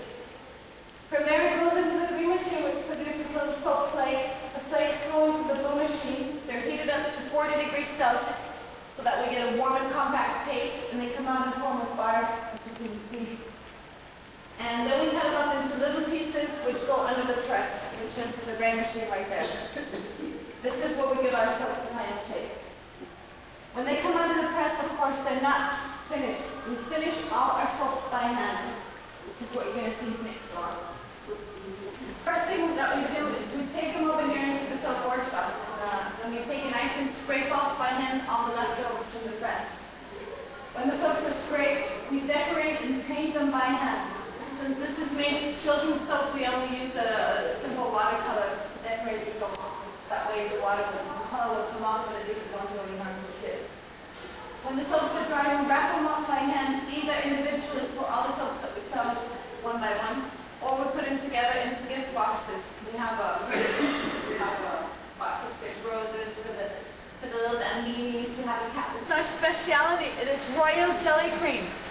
royal jelly is the substance which is produced by the queen bee. It's very rich and nutritious for the skin. It has a lot of vitamins to it. This is not only a moisturizer, but if you like, a cell regenerating beauty cream. We sometimes say, yeah, rejuvenating 10 years per pot. I mean, miracle cream does not exist, and it won't exist tomorrow either. But this one is really nice. It's not, as I said, not only a moisturizer, it gives back to the skin all the substances that the skin loses during the day and also with age. When it's early in the morning and I haven't smelled anything else yet, if somebody gave me a perfume and asked me, smell me the 600 ingredients, it's impossible for me. And probably for almost anybody else too. Find in the stores, it'll go stale after maximum 2 to 3 years, you have to throw it away. In these aluminum bottles, you will be able to keep a perfume after opening up at least 5 to 6 years. For several good reasons. The aluminum is maximum protection for a perfume against sunlight, heat, and humidity. These are the 3 no-nos that you should never do to a perfume. Of course, in the glass bottles, the sunlight goes in anytime it likes to. Every time you unscrew it, because they have fairly big openings, the air goes in, humidity and oxygen goes in. That'll kill your perfume. We found a new system for closing the bottles. I'll show you when we get to the showroom.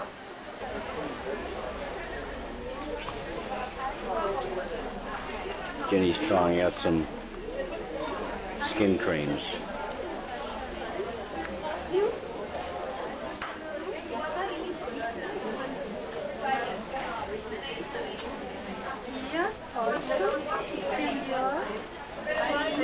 Here.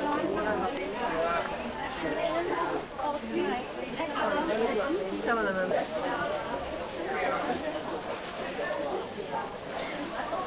I've just been told Jenny's bought 140 francs of night cream.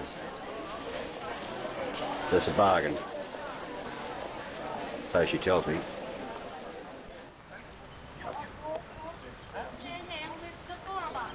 Well, we've just dropped 1,000 francs in there, but it sounds Jenny's happy and looks as if it's a pretty good bargain, really.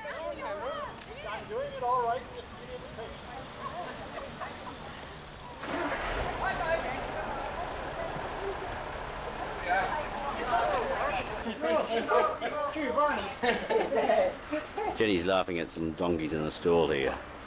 We're on our way to the top. I'll take some. She's very happy. She's just got all the perfume. I smell like a scent shop, both of us.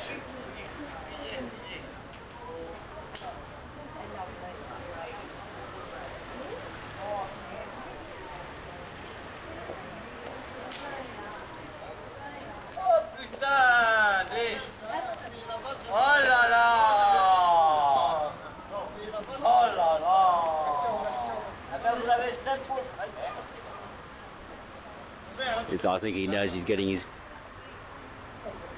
on film up the rear in more ways than one.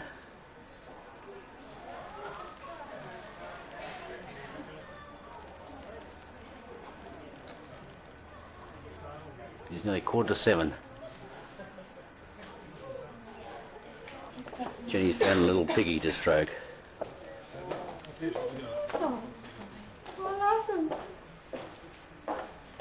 Work with his tummy? No. Rub a pig's tummy for luck. Beautiful.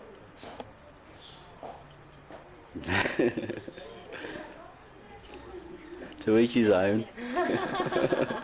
Gives you a thrill. We're looking down at the King of Sweden summer residence, which I took earlier. Coming up, I'm a bit breathless. Very high up. It's a splendid cacti garden in front of it. Wait, are we going to have that much to drink tonight? No. I said no. I think we should walk back. Anyway, in bed first.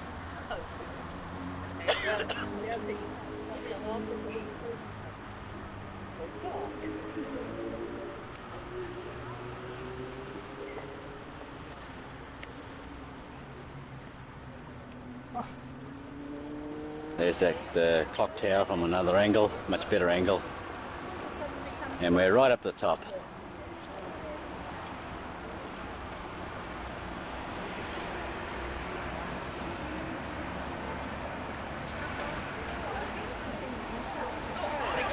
That's the perfume factory we've just been to.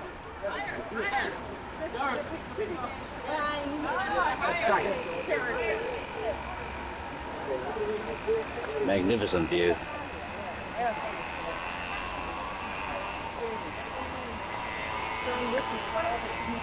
To come up further.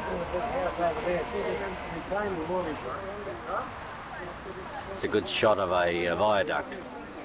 There's hundreds of them in northern Italy.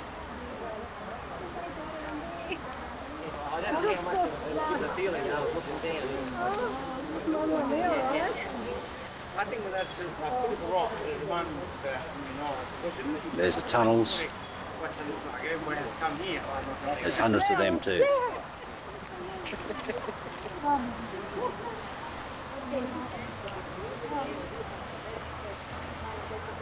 It's a vertical drop here.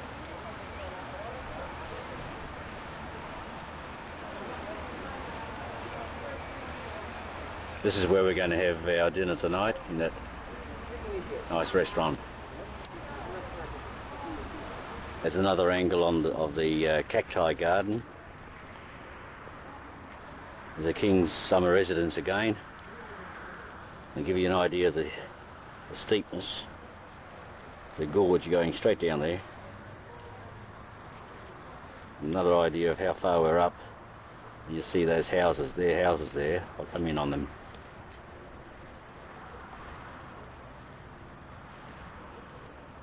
The roadway there.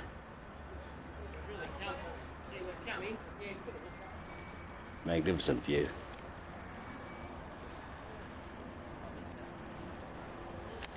Little boat harbour there. It is really a picturesque area of northern Italy.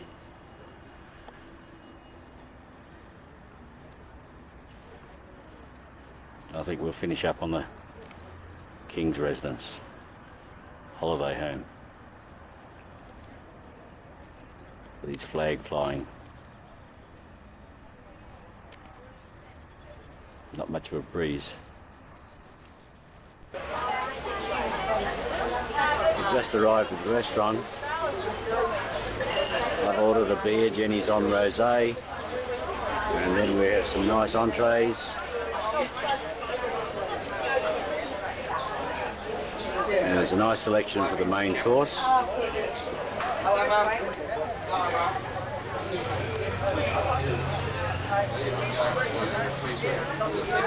going to start off with a seafood cocktail. Very nice, we're out under the shade.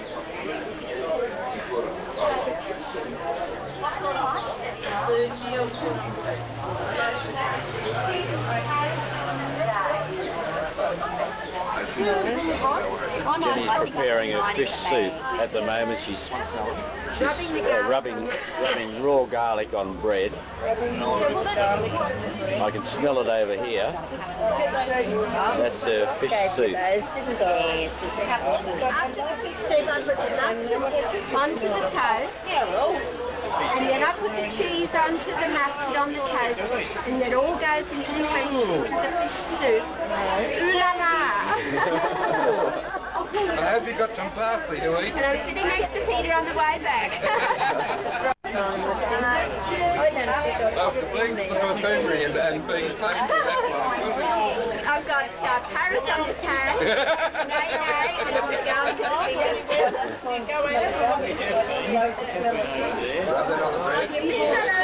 Well, she's still rubbing the garlic at the moment.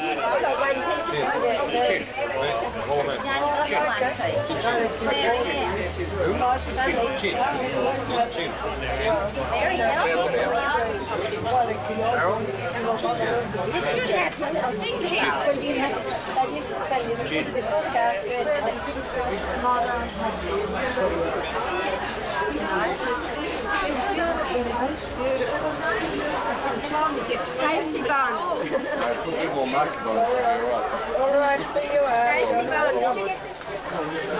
There you go.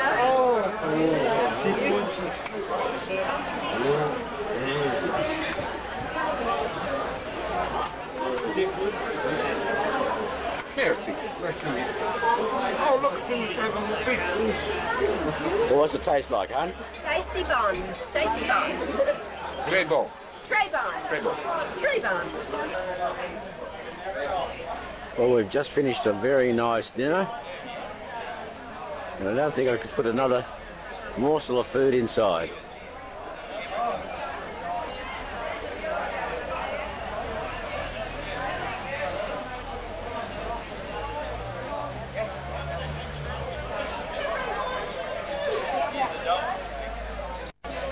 I don't know where Jenny is. I think I've had too many beers.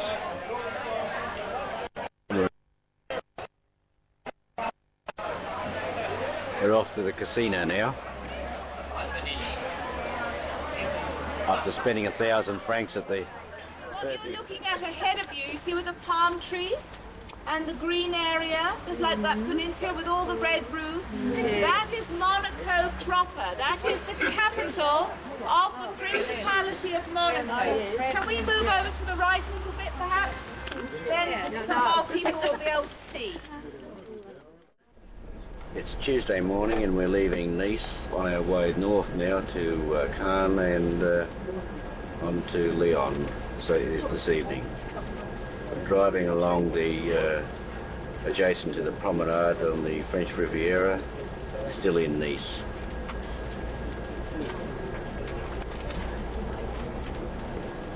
How to spell Christine? Well,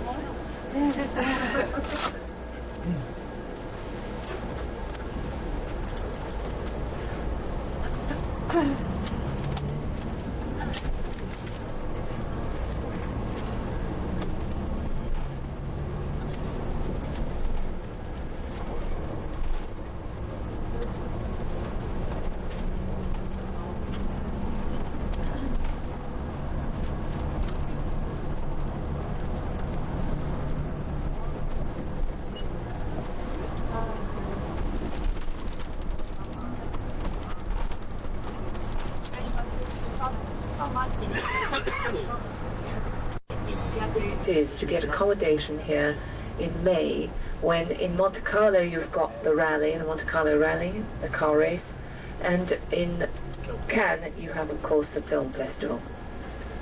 It's a very busy time. Another busy time is even in the height of the season, of course, is July and August. Particularly August is very, very busy with French tourism. Many, many French people have a second home. Perhaps they have an apartment in Paris and another apartment in Nice. And they all come down from Paris at exactly the same time. So you have really a lot of accidents on the road in August, beginning and end of August, beginning and end of July. When everybody comes down at the same time and goes home at the same time, and get terrible traffic jams. And Paris in August is absolutely dead quiet. Hardly a Parisian to be seen. Well, we've arrived in Cannes.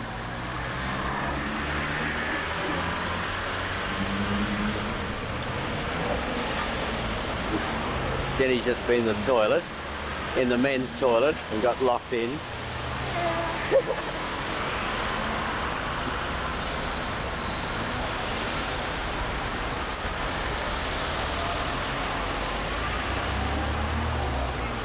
Actually, it's nicer than these, don't you think? A bit more elegant.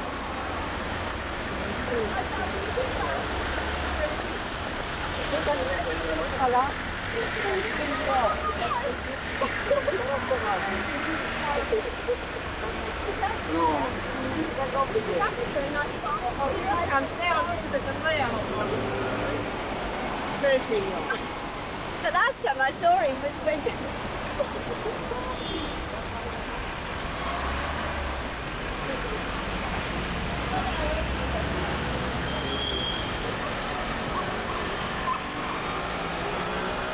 We're going to hop on the bus now and off to Lyon.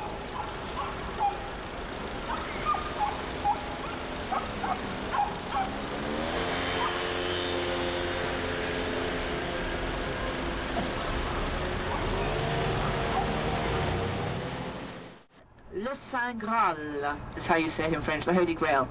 It is very similar to another word, le sang réal, which means the holy, or rather the royal blood.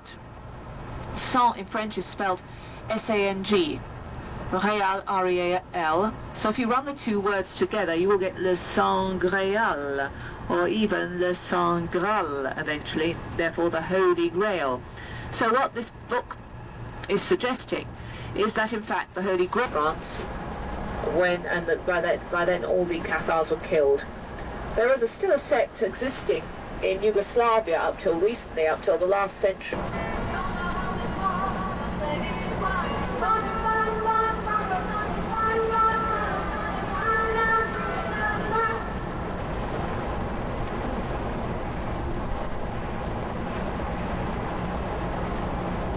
Well, coming up on your left-hand side, first of all, is this little town of Saint-Maximin.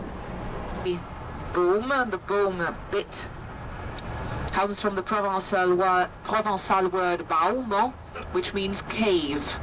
So the hill of the Holy Cave on your left, and look at the church on your left. It's supposed to be one of the most beautiful Gothic basilicas in the Provence, and it is in there that are deemed to be the bones of St. Mary Magdalene, in that basilica on your left now.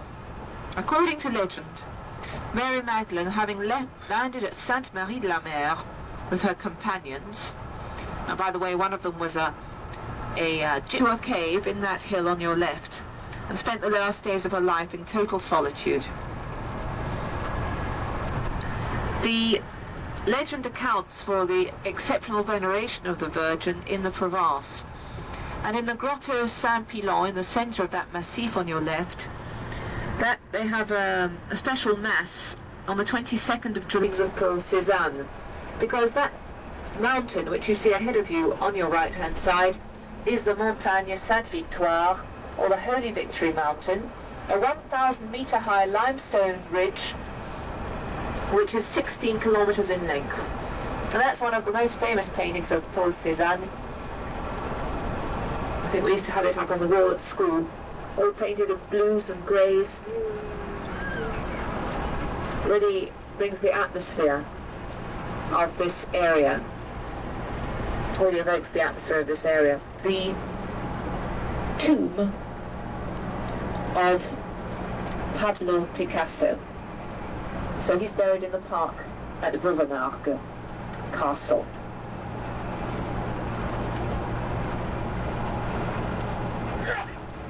And as I say... Okay, we're in the town of Avignon in southern France. This is the famous bridge from the song Sur le Pont Avignon. There's only 4 spans of the bridge left. Previously it was quite a number of spans. It's a little chapel on top of the bridge. Across there we have the walls of Avignon, the fortified walls when the popes lived in Avignon. And across there we have the Basilica or Cathedral of Notre Dame, something Notre Dame. And there's the old town of Avignon. This is the River Rhône.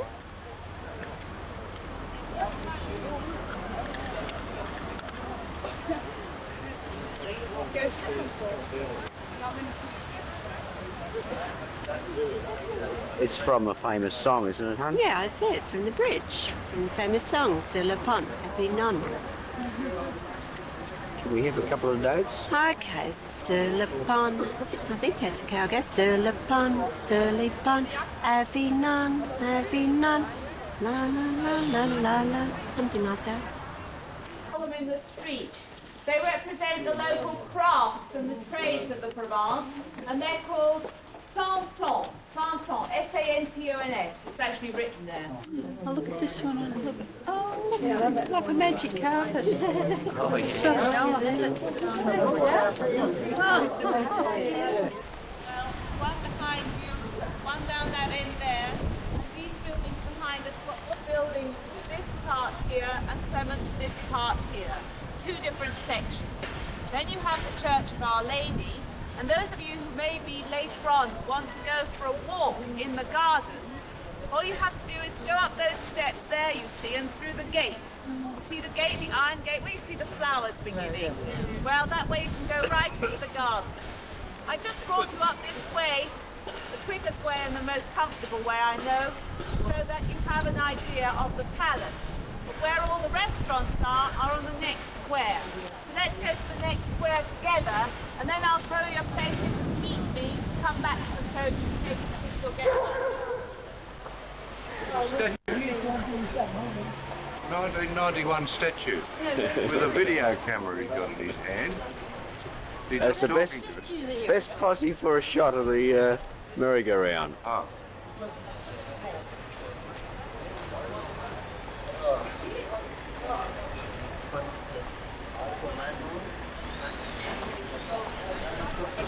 Whereas here on the square, on the left-hand side, you've got a couple of nice little places. One is called La Sphère Longaise, another one called Le Petit Nice, which do salads, quiches, that sort of thing. You just sit down on the square and you serve.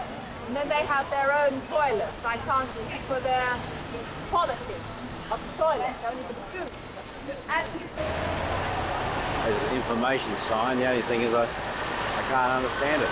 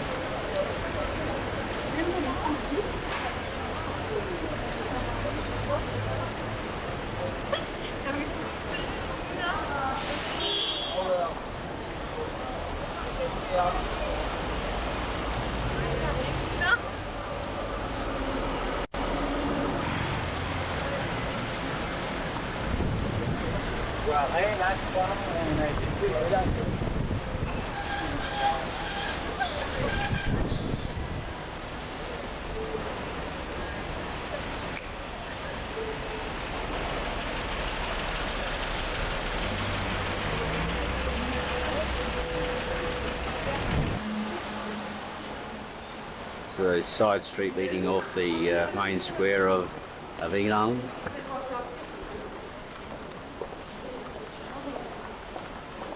There's Jenny wandering away again.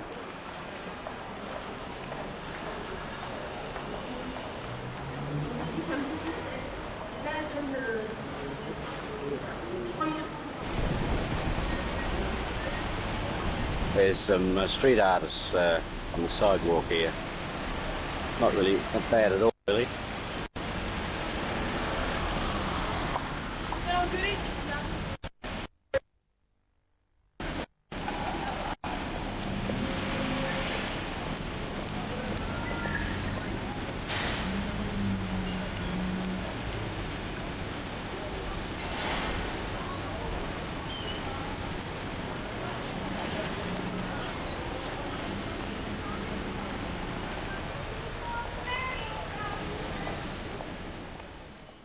Right, it's the River Rhone, and the bit in between can be considered the most central part of Lyon.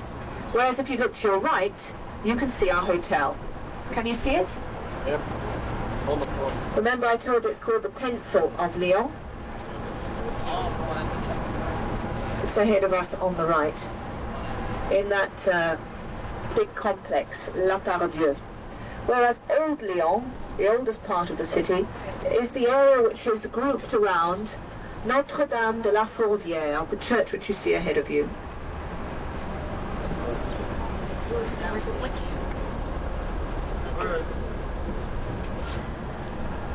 So the River Rhone on your right,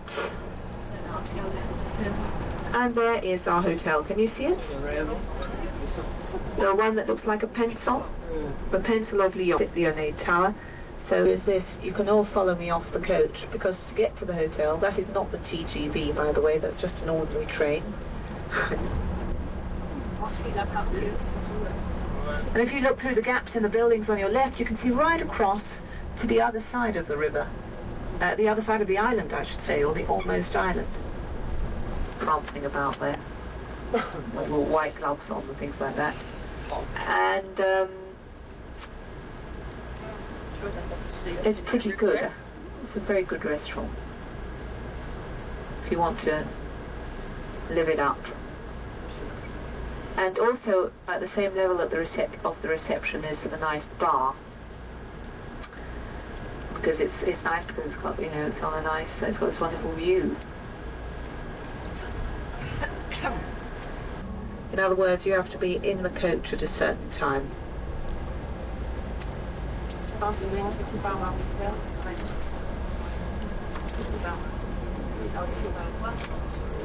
Over the Rhone. These flags.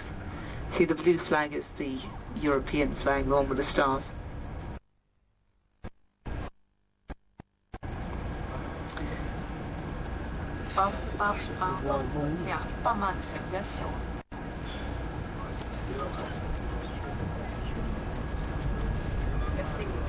Qu'est-ce que c'est?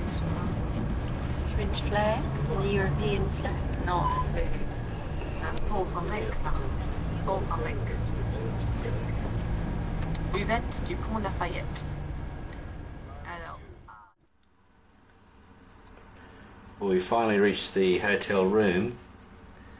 The hotel is it's known as the Pencil, as you can see by the shots I shot earlier. And it's the highest hotel in France.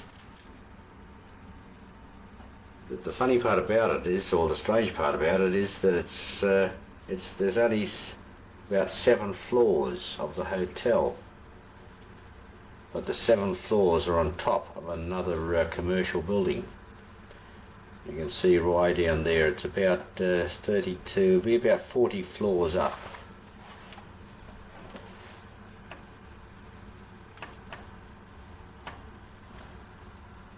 Take 2 lifts to get here. Tremendous view.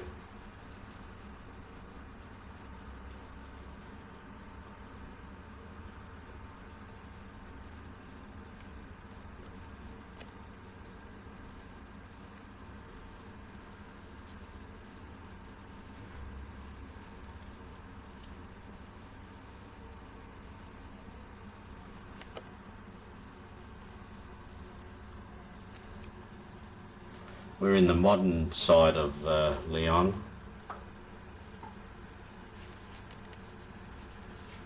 As you can see by that circular building there, it's very modern.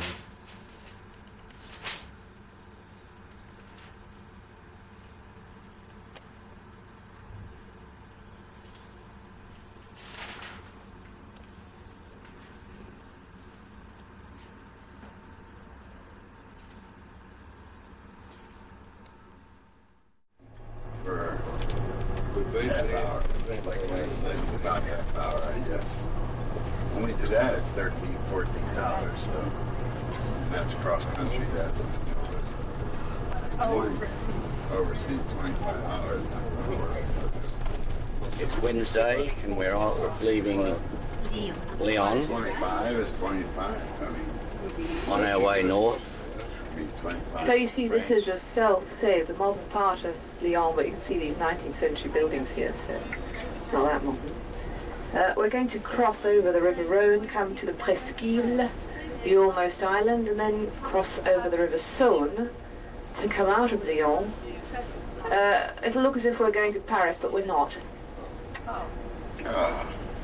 We're doing that tomorrow, aren't we? We? Today, you know what we're doing, don't you? Yeah. We're, what? What was that? Tours. We're going, first of all, yes, to a place called Vannes to have a morning coffee. We're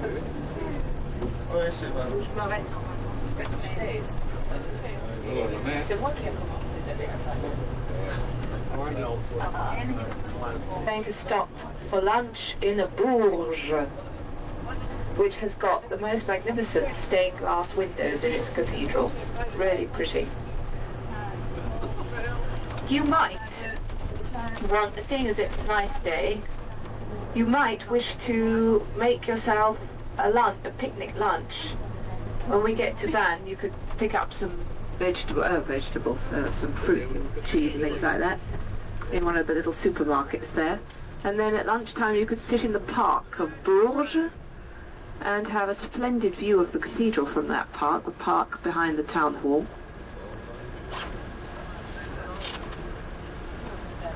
And have a picnic lunch. On the other hand, you might want to stop in one of the little cafes there and have something to eat. Crossing the River Rhine. And then from Bourges,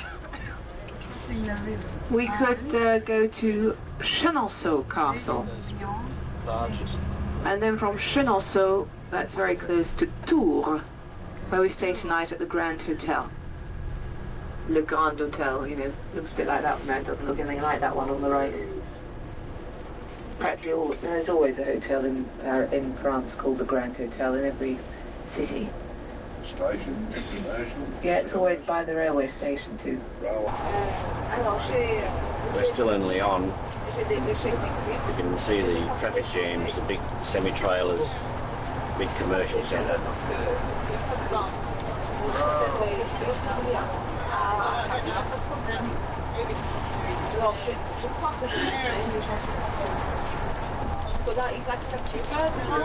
Luckily we're going the opposite direction.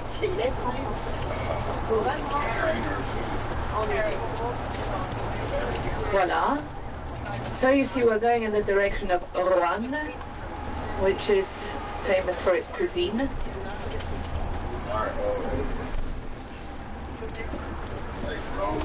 As is of course Lyon. Yes, but it's time.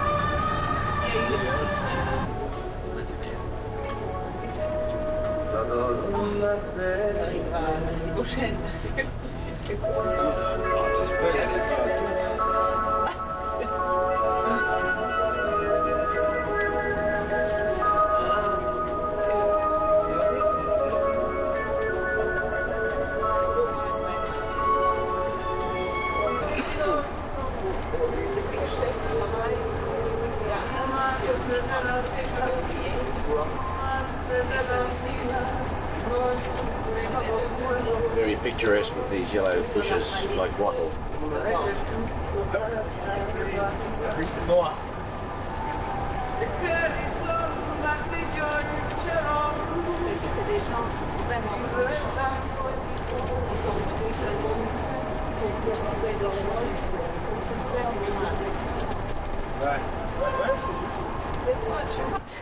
You may be able to catch a glimpse of the castle. It's right there, but it's so close it's difficult to see. You may be able to see it out the back window better when we go away from the Château de la Valise. This was originally a 12th century fortress, but it was converted in the 15th century into a more elegant Italian Renaissance style chateau. You can see the steeple on your right of the Gothic style chapel. Look here on your right now, if you sort of twist your head so you can have a look. It's there on your right. It's a real castle. And the owner was a man called Jacques Chaban. Look at this chap here on the right, typical Frenchman. Over the river Besbon, if you look out the back window, you probably see it better. We go a little way in the distance. So it's a bit difficult to... There, see, looking out the back, I can see it out the back window. Whoops.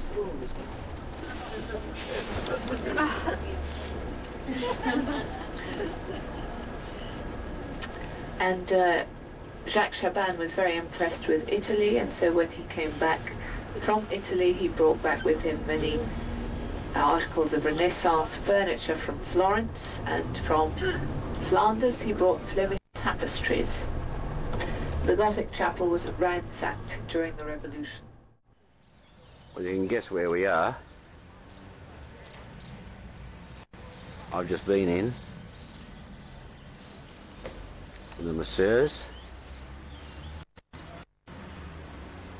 and Jenny's somewhere around the back over there.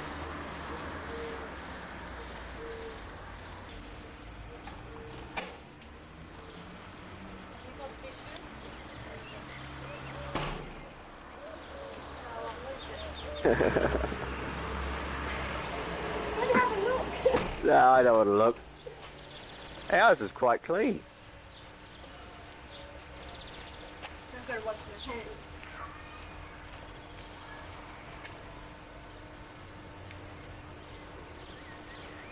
One experience after another. A little French cake shop with bakeries, fresh bread, croissants.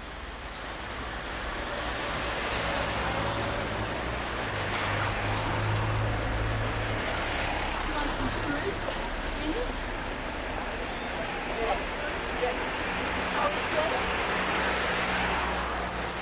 The baccalaureate is a series of exams with a bias on certain subjects depending what you choose. You can do baccalaureate A. That's the average price of petrol in France. There's super there.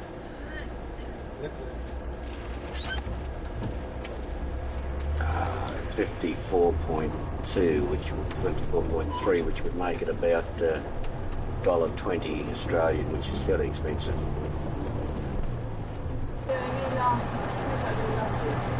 The typical avenue, well, it's not an avenue, it's a highway, but it's all lined with trees on either side, the French countryside.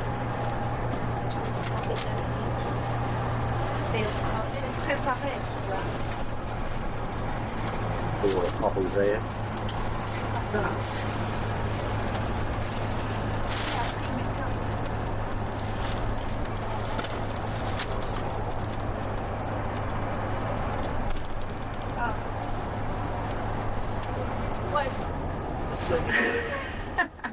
Why don't they train the flies? It's difficult, Harold.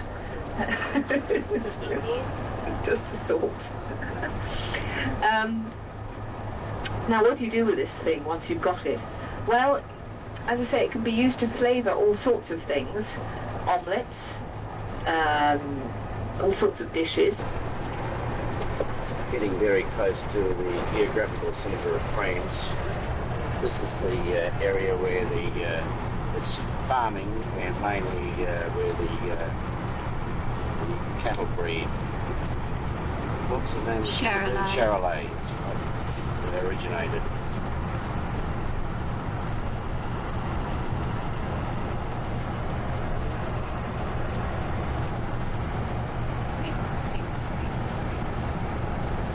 Oh, more puppies? Welcome.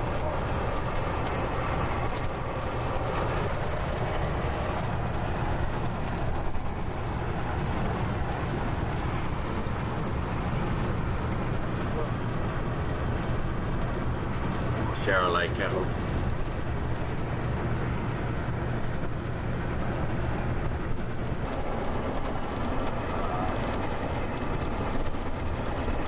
Some of the bales of hay.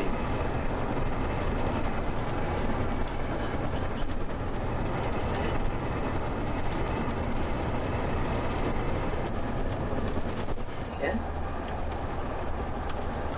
This is still privately owned. Just family living there.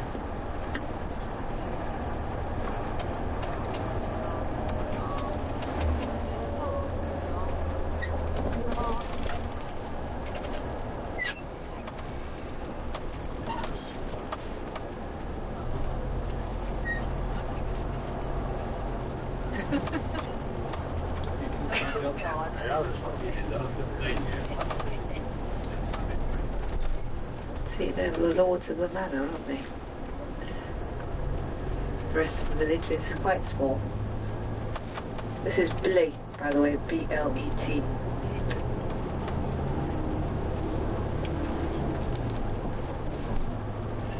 Cathedral. And we're going to stop the coach right next door to the cathedral, so that if you wish to, you can go inside and have a look round, particularly at the beautiful stained glass at the back of the cathedral.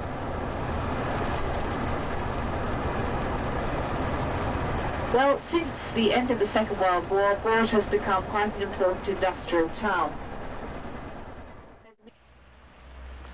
We've just arrived at this cathedral. It's St Stephen's Cathedral in Bourges. It was starting to be built in the 11th and 12th century. We'll go later inside. It's renowned for its stained glass. At the moment we're going to have a little picnic on the bench here.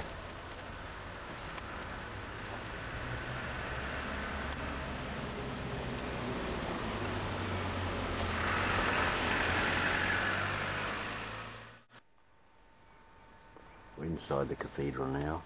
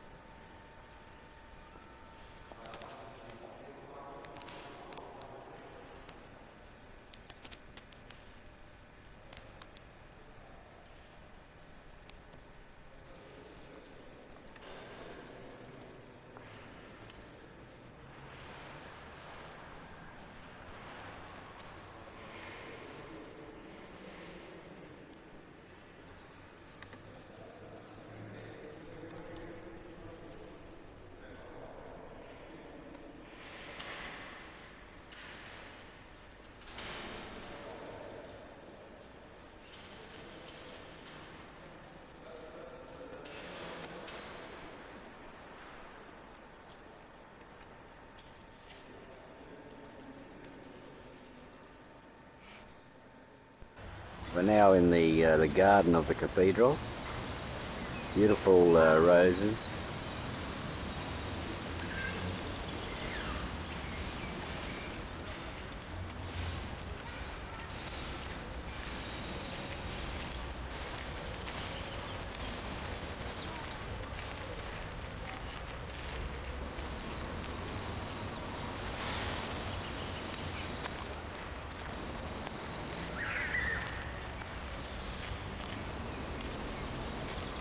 That's where we just come out of.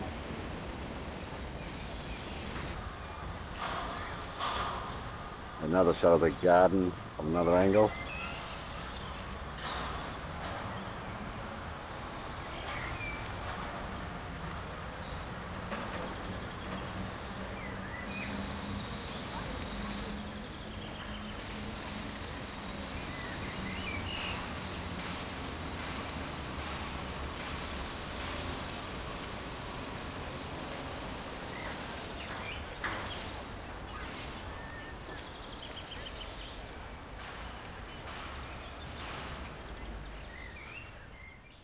In France, because you see the French, oh, what have they got? Foire aux andouillettes.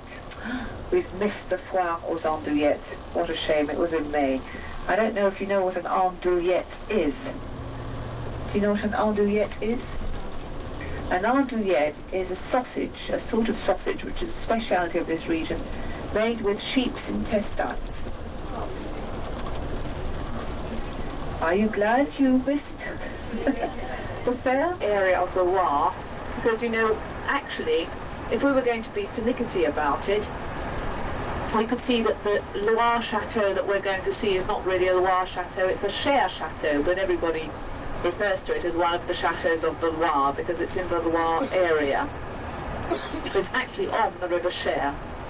You see what I mean? Because it's a castle, I don't know if you know, that actually goes over the river. It's like a bridge that goes over the River Cher. So the River Cher is always on our left and the River Loire to the right, but we haven't seen the Loire as yet. We will. You see at Tours, the two rivers come very close to each other, and Tours is on both rivers, both the River Cher and the River Loire. Oh my goodness, Andre, do something. It's just up the road.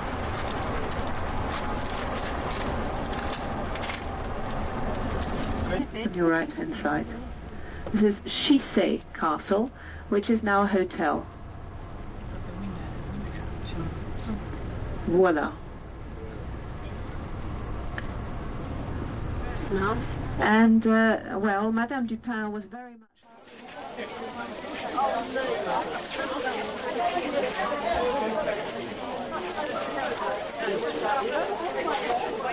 Churchill, there's some more here. But don't go now, go when we go up there so that we can keep together. Okie doke. The avenue of trees leading up to the front of the castle.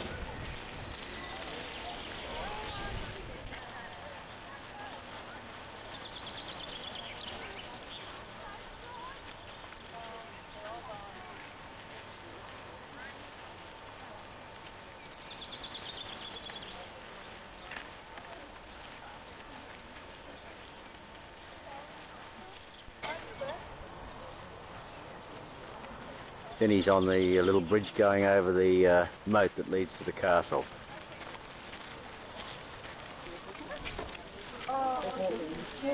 And here's the moat. I don't think you need me very bad. Surrounding the castle. I'll have your...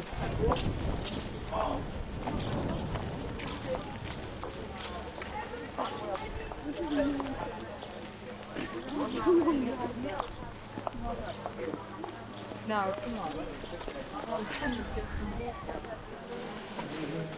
This is the chapel within the castle. Stained glass windows all around. Very small.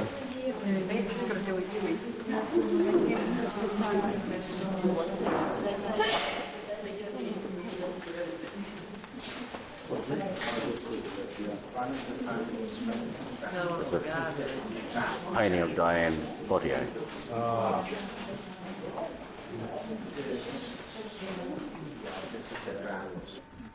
What was their personal library?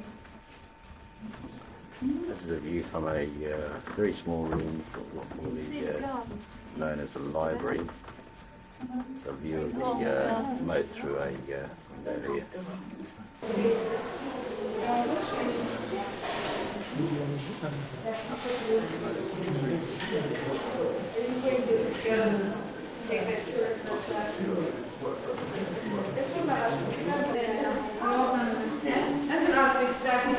The kitchen of the castle. It's not very big. Just one big stove. You can cook for many. There we go. Put the pig on her.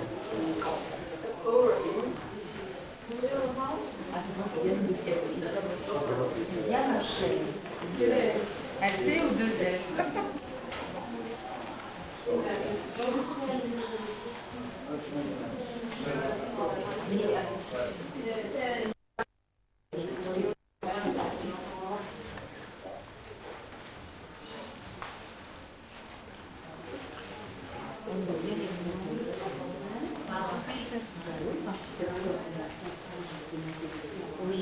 Drawing room.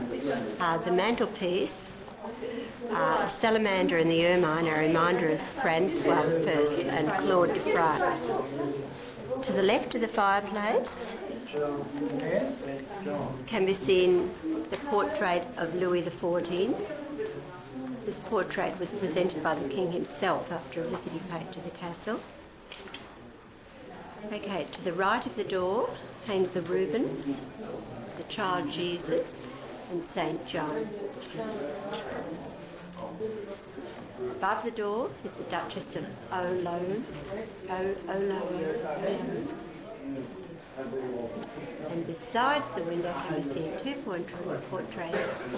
To the left, the princess. This is the fireplace. Now it's the date 1683. We're in Francis I's room. We're looking at a portrait of Diane de Poitiers. The painting was done at Janoel when Diane still owned the castle.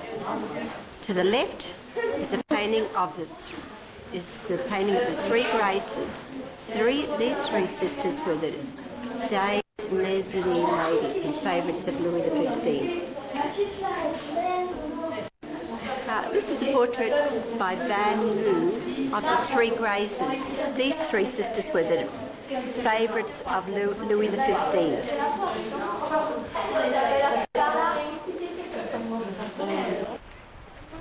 It's another angle of the castle.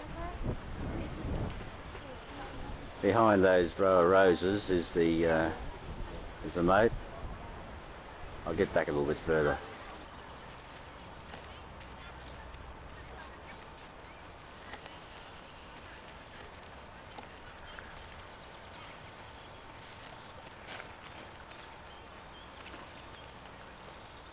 Looks even better from this angle.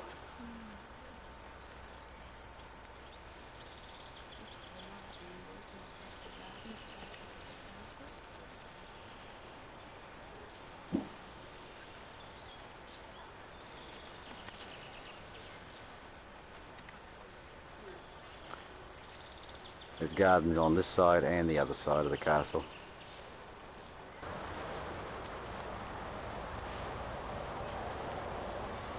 Tremendous amount of people come through here.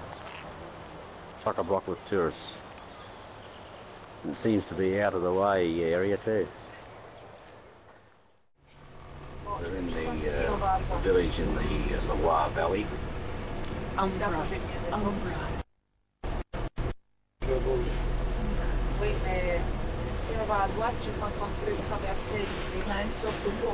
This is the castle of Amboise, and you can see also this little chapel.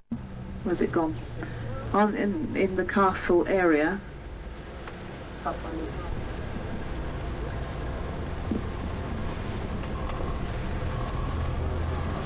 So they actually hung people from there and then threw them into the river.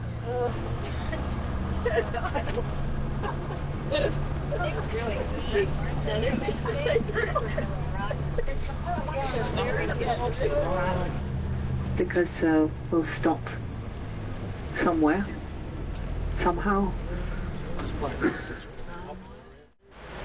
Just came across the bridge over the Loire River.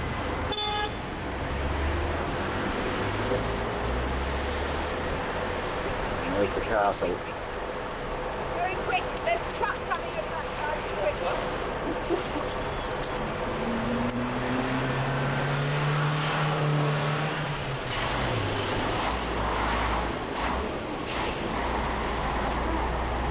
What castle is this, Kristen? Amboise. Amboise Castle.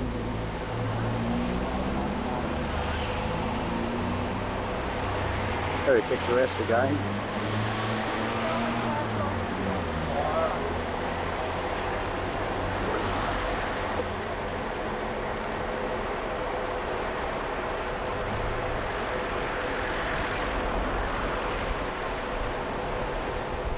Talk about people being Rabelaisian, people who eat and drink a lot. That's Rabelais. He was born here. François Rabelais. He wrote two very famous books in the 16th century. One was called Gargantua. Before we arrived at Tours, we'll be staying the night before we head off tomorrow for Paris. Tours is on the Loire River in the Loire Valley.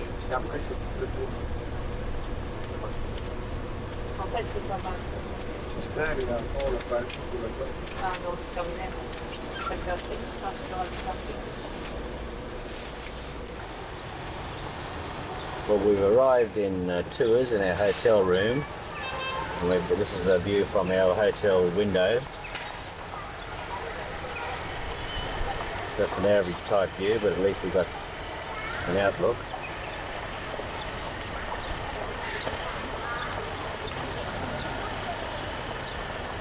Little square down below. We're only on the second floor.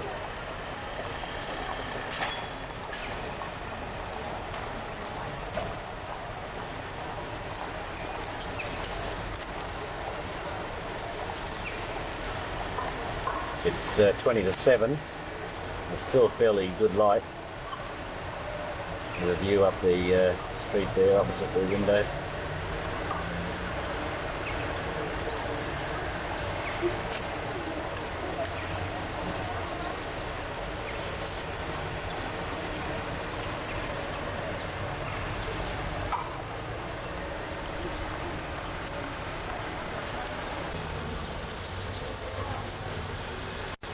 Don't know what that is.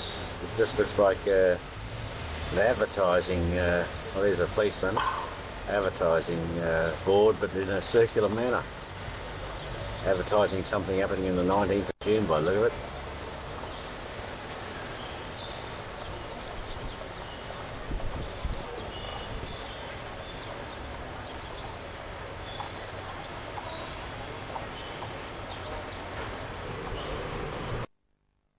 Out far enough, there's a little sidewalk cafe there.